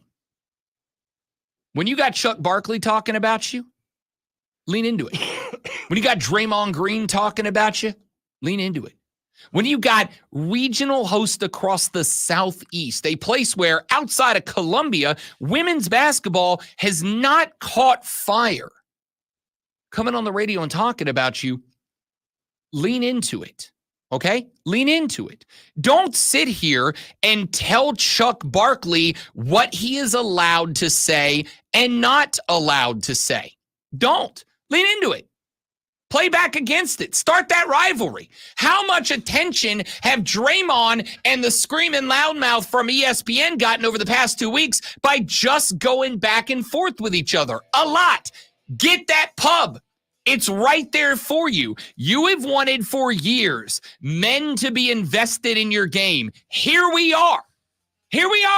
We want to buy in. We want to be a part of it. But you also have to say, y'all enjoy the game the way you enjoy the game. The day that you start policing fans and telling fans how they may and may not talk about, not act, not come to the games and behave, not act towards play, but just talk about your game. If you are going to police the way we talk about your game, we'll go right back to not talking about it. And as somebody who wants women's sports to grow and get bigger and better, trust me, you don't want to get to a point where I feel like it is too controversial for me to address your game at the risk of offending the women who support it. If you want it to be treated like the big time sports, you've got to treat it like you are a big time athlete within that sport. If you don't, and you tell me how I'm allowed to talk about your game, I just won't. And you will start losing people who have the ability to help you grow your game. And you don't want that. Fight Club is up next on the Rob Brown Show with the Fan Upstate.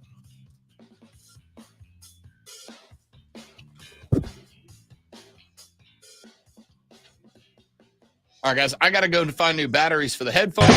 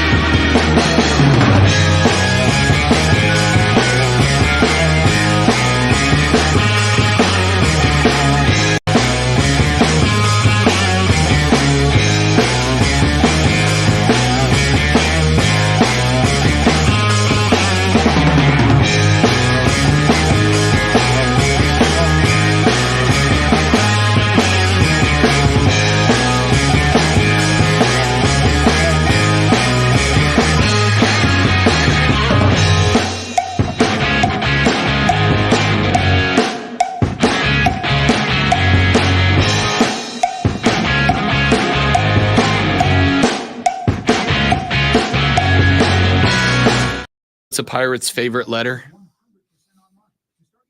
Yeah, I've heard this before, but I always forget it. Most people would say R, which is fair, but it's not true. Pirate's first love be the sea. It's the best dad joke ever made. Also, a very good pirate joke. So Phenomenal pirate joke. there you go. It's on this side, right? It is. So why? You can do this. I have confidence. Oh, it's over here. There you go. See, I told you. Big smart boy. Just need a little pep talk. That's Big all. smart boy. Kobe.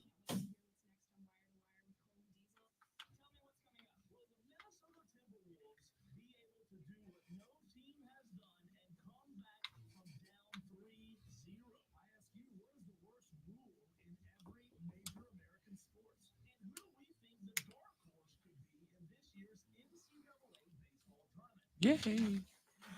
That's new, so I need to save that.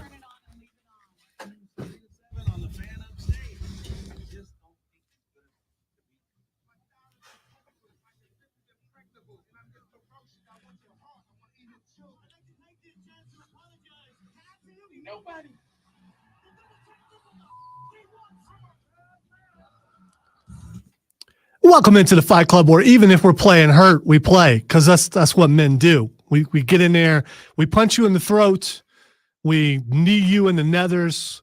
We're never going to we're never going to slap you though, because Knee you in the nethers. yeah, we're never going to slap you though. That's what I heard. Yeah. Okay. Just Yeah. making sure. It's using letters and what's that called again? Alliteration.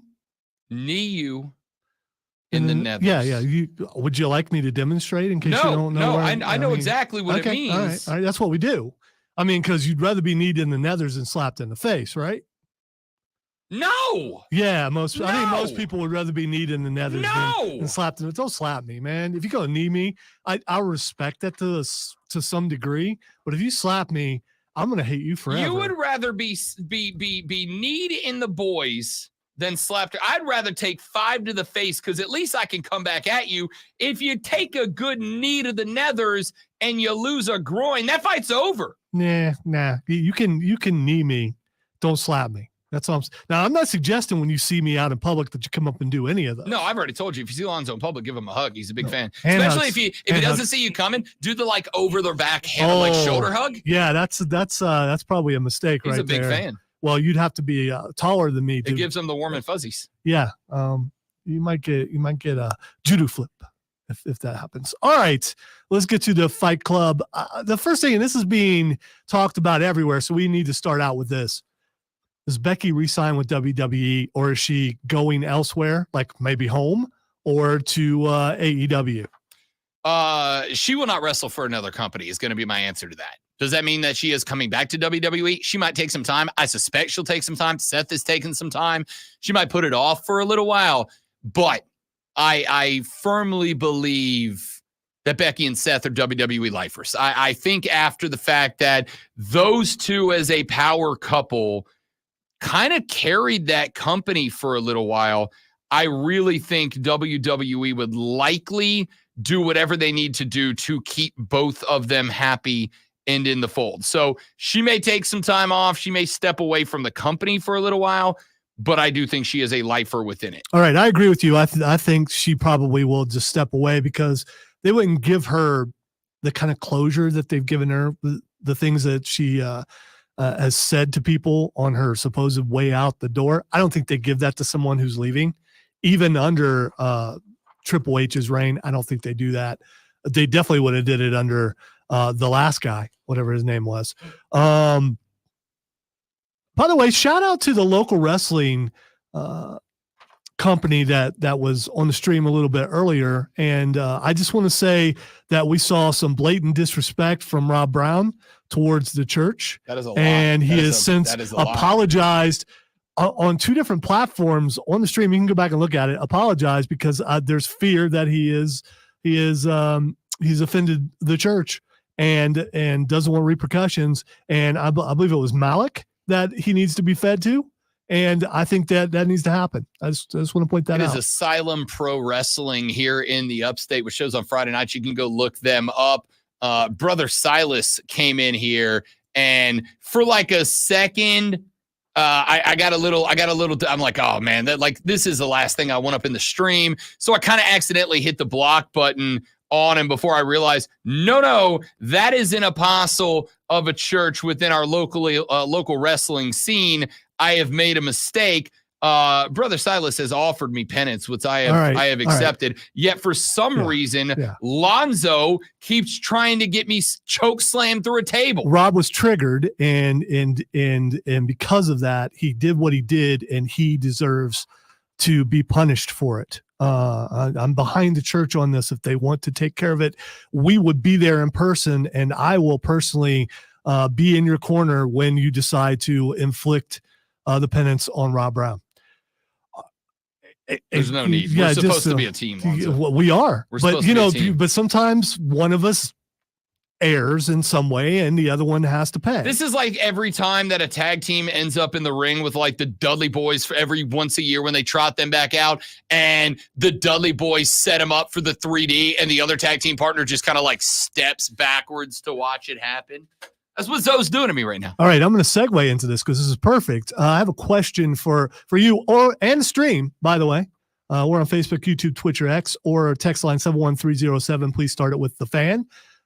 Who would you trust more as a tag team partner? Randy Orton or Samoa Joe?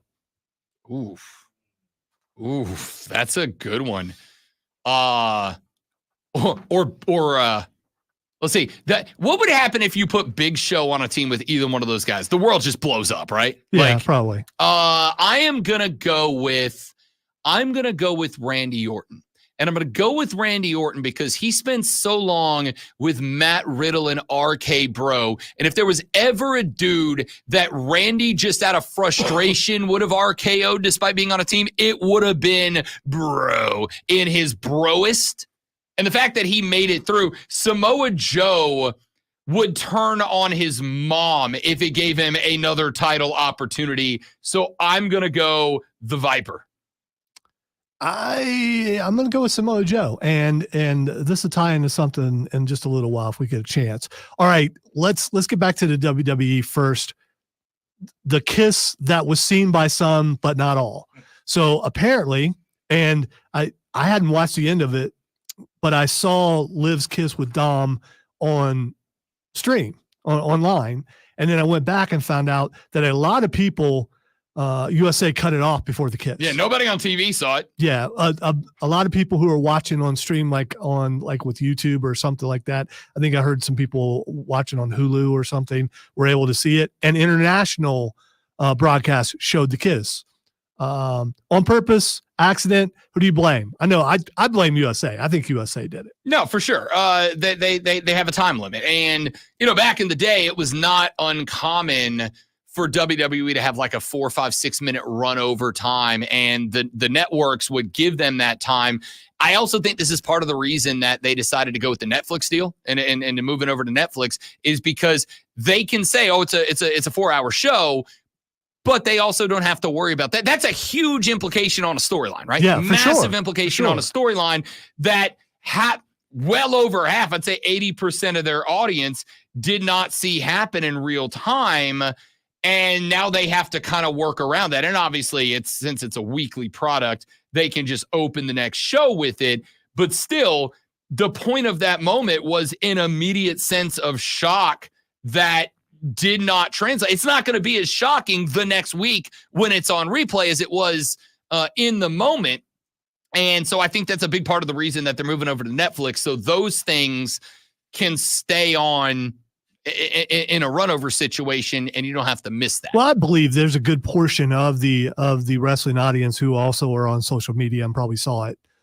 Pretty. I guess. Sure. It was trending immediately. Yeah. But if you got a 12-year-old kid that watches wrestling with pops and he's already gone and watched it live, like he's probably not popping on Twitter before he goes to bed and finding out.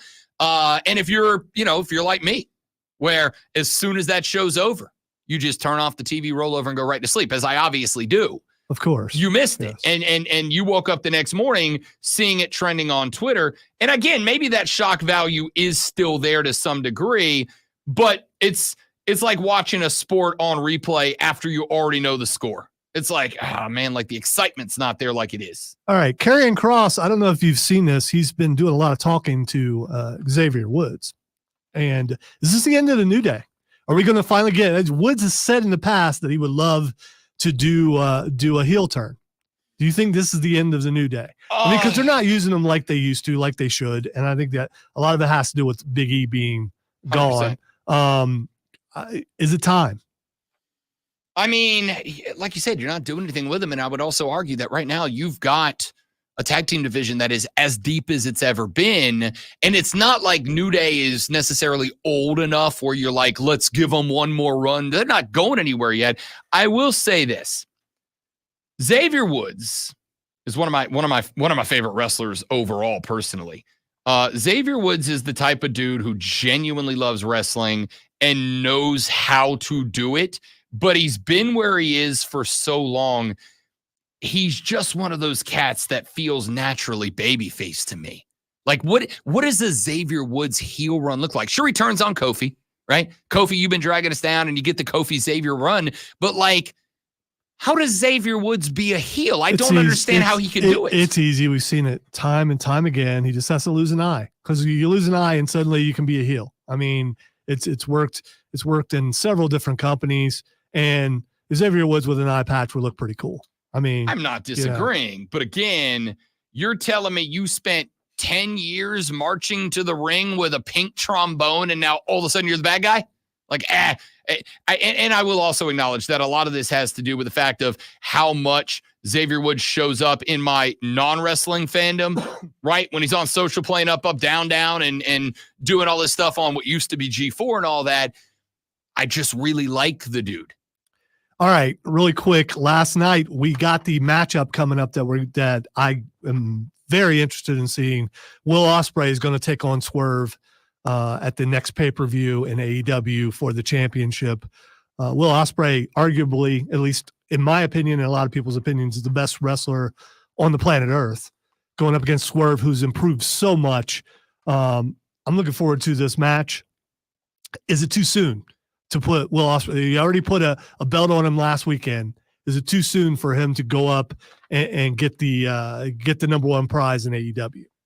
No, it's not, because he is the best wrestler in the world, right? Too soon means, does he need to develop more, work on character work, cutting promos, wrestling, whatever the case might be? What is Will Ospreay not great at right now? He's an incredible promo bruv. He is the greatest in-ring performer that there is going right now. What does he need to work on that it's not worth strapping him? And then you put him across from Swerve Strickland, who is just skyrocketed to the top. That match alone is worth a buy. That match alone. All right. One last thing as we head out to break. AEW made a mistake last night, I think. They put Christopher Daniels in as the acting general manager.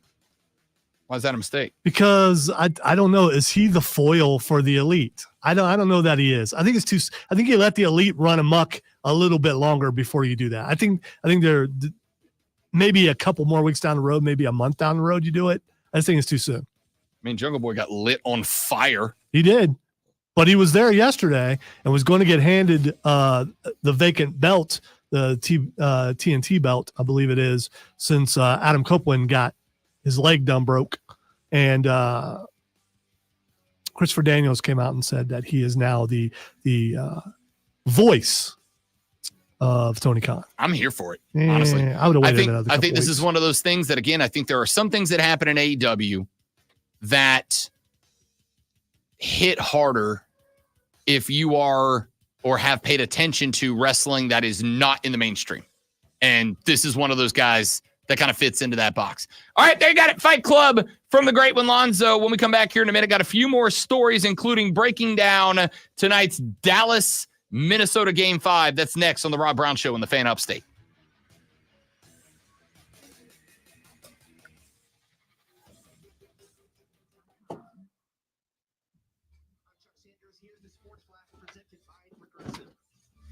Gearing up for this Sunday's Cup Series race just outside of St. Louis. It's the Illinois 300 at Gateway, 3:30 Eastern Time for the green flag. Jenny Hamlin's the current points leader at 492. Martin Truex Jr. 487. Martin. Third at 486. The Nationals hated the Braves a 7-2 setback on Wednesday. Atlanta drops to 31 and 22 overall. Lane Thomas put the Nats ahead with a 3-run homer. Mackenzie Gore got the win, improving to 4-4. He struck out 10. The series finale is tonight. Braves lefty Ray Kerr gets to start. He's 1-1. The Nationals go with righty Trevor. I think our little Cardinal friends are hanging out right up here. Yeah, I think there may be a nest up there. Speaking of, Also get Twitter and 3. And that plays at 50. there it is. Took me a second to find it. Speaking of Cardinals, As the nation's leader in using orthobiologics to deal with joint can you correctly guess the Cardinals? Rob is not a featherweight, Steven. North Korea. He's still a dude. I know they're not the Cardinals. Okay. Otterbein. I'm not a super Otterbein. heavyweight anymore. Landrum. Okay. Landrum High School in the northern part of Spartanburg. I know Landrum. Yeah. It's like 10 minutes from my house. I did a high school show for a while. So Yeah, hey, big baseball town. Big baseball town. 5-time state champion. not that you're bragging or anything. No, I didn't go to school there, but Okay. I know some of the coaches, good people over there. I am a middle Yeah, heavyweight just- at the least. Light heavyweight. That's That's what I was what gonna it say. is. It's not a middle heavyweight. What the heck's a Light middle heavyweight. heavyweight? Trying to figure out who it is. Why do you need to know who people are? I don't know who that They're fans of the show. I don't go, okay, I wonder who this really is. No. I mean, I'm a geek. like that Keegan guy. I mean, is that really his name? I don't know that. I don't know if that's Keegan's real name. It's a work. Steven may not really be Steven. I don't know. No. I was laughing at the. Oh, well, yeah. I mean, Uh, how often do we point out the obvious, Steven? Yeah. I used to be the kid that got slung around very easily on the tire swing in elementary school. Everybody's like, "Hey, Justin, get on the tire swing," and I was dumb enough to say, "Okay." See, now everyone's on to you now, Keegan.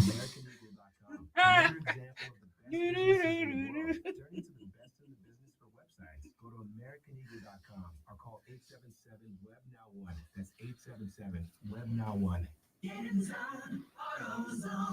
Welcome to AutoZone. What are you working on today? I think my battery's dead. With free battery testing and Big charging, Show, we can teaming help with you Mark get back Henry. on the road. Both back away from. So what if I need a new one? We have the right. Well, I know Mark Henry's leaving AEW. Yeah. I'm guessing that I think Paul White is also. So Well, it's the big show. friend of this program. It's a big Well, actually, we've show. interviewed both of them. We've interviewed Mark Henry and we've interviewed Oh, that's pretty dang cool. Paul White. Paul White was excellent, especially after the cameras went off.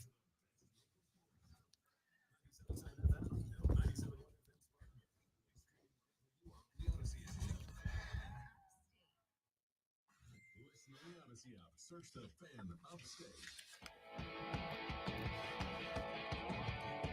You have heard me say in the past that sometimes, rarely, but sometimes sports is not that complicated. Sometimes people get lost in the sauce as far as trying to figure out the X's and O's of athletics. Sometimes coaches, players, fans, they get all caught up in trying to figure out why did X happen? Why is Y? And they got they get a little carried away when sometimes the answer is actually obvious. Sometimes the answer is just right there in front of you. Sometimes the answer is 7 feet tall. Can't teach that. You cannot. You can't. You can try, but you can't teach it. Cannot teach that. Dallas, Minnesota. Game 5 tonight in the Land O'Lakes. The Timberwolves survive 105-100 in game number 4. Luka and Kyrie and the boys now got to head up north to the cold with another chance to put away Minnesota. I got asked last night on BetMGM tonight, Rob, the T-Wolves are right now sitting, hovering, depending on the book you look at 5-1 to come back and win this series 4-3. My first knee-jerk reaction was 5-1, that's it? I thought it'd be like 10-1, right? 11-1, somewhere in that range, as nobody does that thing. And then I got to thinking, I think people got tricked here. I think people got fooled by that last game. See, because everybody looked back at that last game, and not only did Ant-Man kind of pat back up into being the superstar of this team that he's supposed to be, but also Karl Anthony Towns finally showed up. Big Cat finally played like Big Cat instead of just a regular cat. Finally came back out, finally came out of the shell and busted it up. And I think a lot of people looked at that and they went, uh-oh, this is who the T-Wolves are supposed to be. They're supposed to have Ant-Man out there putting folks on posters. They're supposed to have Big Cat getting his 25 and 7 and 10 per game. And now they got it, right? And the answer was, yeah, they had it. They had it for a night. I'm going with Dallas to win game 5 for 2 reasons. Number one, because Lonzo did. And Lonzo's been 100% on Dallas Mavericks games this postseason. Number 2 reason I am is, and I said this last night, I was on with Pat Boyle. Pat Boyle's a young man out of the state of New Jersey, broadcast across Jersey and New York City. Good guy, big name up in that direction. And he fired back at me on this take because he was all in on, that's Karl Anthony Towns. And I said, whoa, wait, sorry. And I said, whoa. I remember I had that clip,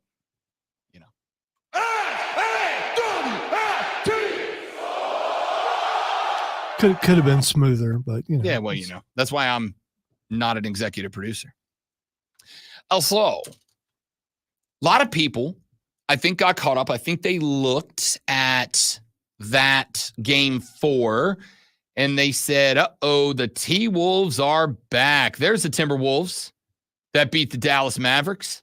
The Denver Nuggets. There's that team, right? Hold your horses, kids.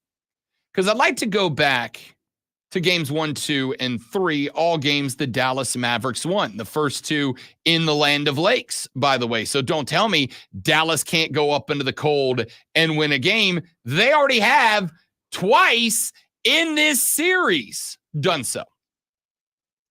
But there are 2 things that have held true in all 3 Dallas Mavericks wins in this series. Number 1, the Minnesota Timberwolves, for whatever reason, have just collapsed in the final few minutes of games 1, 2, and 3.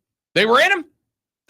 Every game in 1, 2, and 3, the spread was covered. The only game that wasn't, unless you bet the Timberwolves in game 4, the only game that a spread wasn't covered was game 4. 1, 2, and 3, Minnesota covered the spread, right? With the except, I think they were favored in game 1. I think they were favored in games 1 and 2. So it's actually the opposite way around. As far as the Timberwolves go, I think they only covered the spread in game 4, the game they won.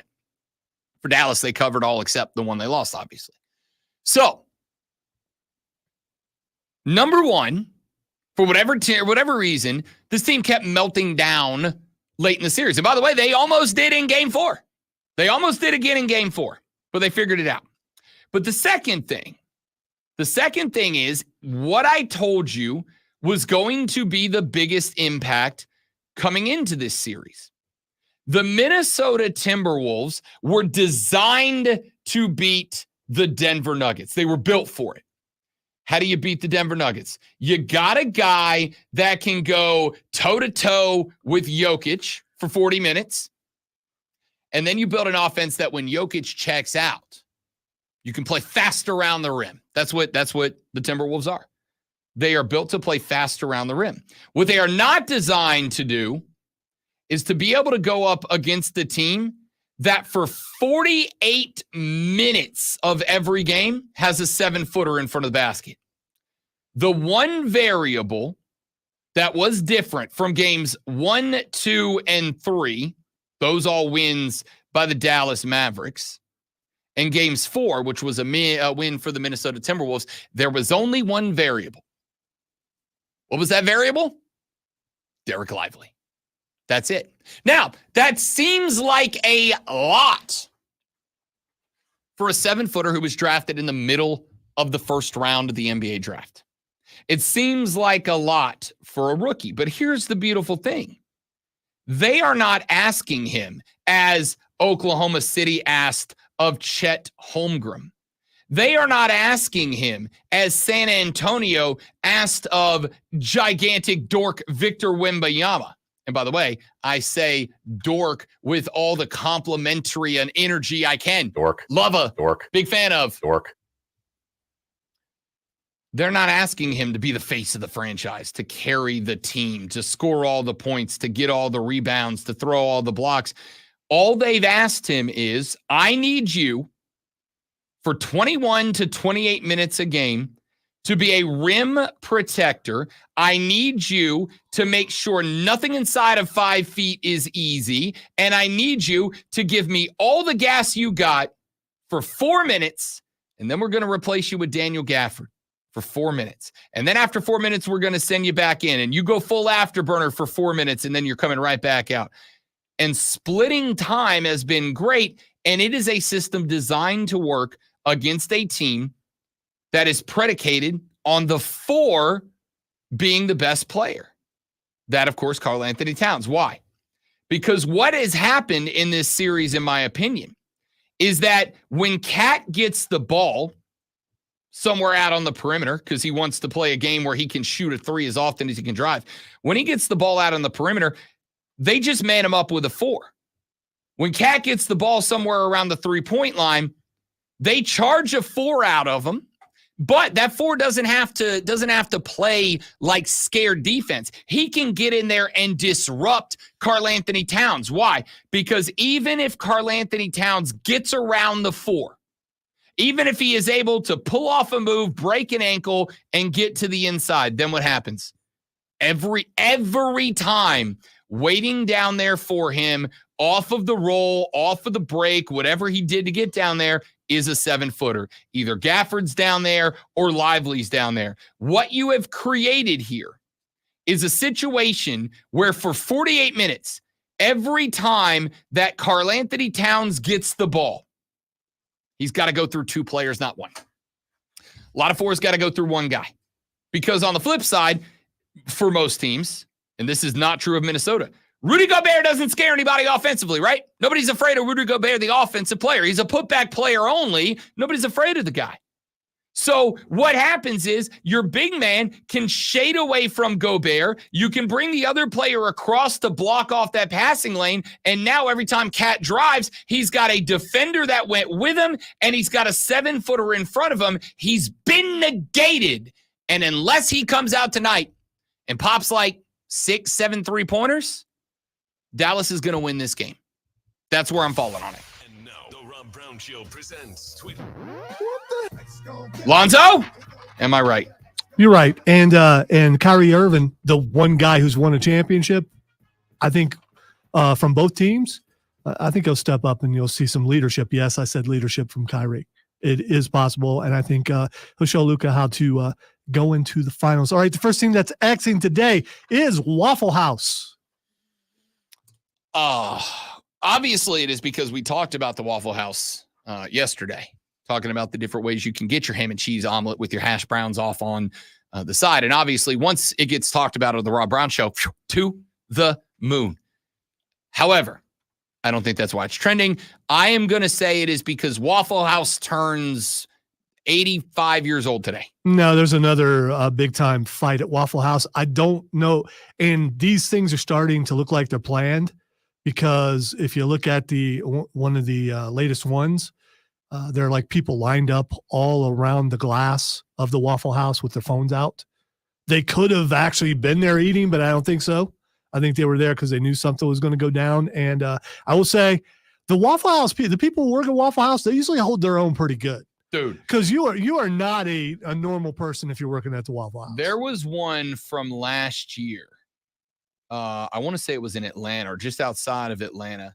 There was one from last year where some folks got into it, and one of the Waffle House employees came out holding a chair like they were about to go full 90s Attitude Era WWE on it and started slanging that thing at some of the folks that were having fisticuffs at the moment. I'm going to go ahead and tell you right now, every Waffle House I've ever been in has one guy or gal working behind the counter that you can look at and go, yeah, I don't want none. Yeah. Exactly. I'm almost sit right here in this seat, real quiet and respectful. Like, well, it seems like the trend is for girls to go after the girl on the other side. She's just as tough, and there were chairs involved in the one that I saw that showed up a bunch, and I think that's why it's Xing. The next thing that's Xing is He-Man. He-Man, because we just learned that we're getting a live-action He-Man movie. We did, and they have cast. Oh, is that real? I was yes, just kidding. yes. It's unfortunate. I mean, I saw. It's unfortunate. I saw the live action one with Dolph Lundgren in it in the 80s, and in the theater, I got duped into that. So Skeletor wasn't bad in that, but yeah. Anyway, so there's a new one. They just cast He-Man. Have no idea who the actor is. I mean, I read the name, but I've never seen him before, and people are really upset that he's not the guy who plays Reacher, because they're trying to put him into everything. Yeah, they are. Which, by the way, have you watched any of that? I haven't. Cameron's watched it. He told me to watch. He says it's really good. I just haven't gotten into it yet. I have heard it is one of the better efforts of the streaming issues. But I haven't seen it yet. That guy, by the way, from the town next to my hometown. Rickson. Yeah, he is from. I can't say his last name. He is from Niceville, Florida, which is 10 minutes north of where I live. Been in a ton of things. Always really good. Okay, I just looked up the cat playing He-Man. Who's gonna be He-Man though? Because he looks like that's what I think. I think he's the Clark Kent to the Superman. Adam. He's Adam. Yeah, yeah, and somebody else is probably gonna play He-Man. Yeah. And the last thing that's Xing is Debo. San Francisco signed a wide receiver today. It wasn't Debo and it wasn't Brandon Ayuk. However, San Francisco decided that they were going to go and hand a big contract to Jawan Johnson, not Debo or Niners. What are you doing? Hey, that's it for us. You have a good rest of your Thursday. We'll be back tomorrow to do it all over again, but better. I don't know how. We'll figure it out on the Rob Brown Show in the Fan Upstate later. Yeah.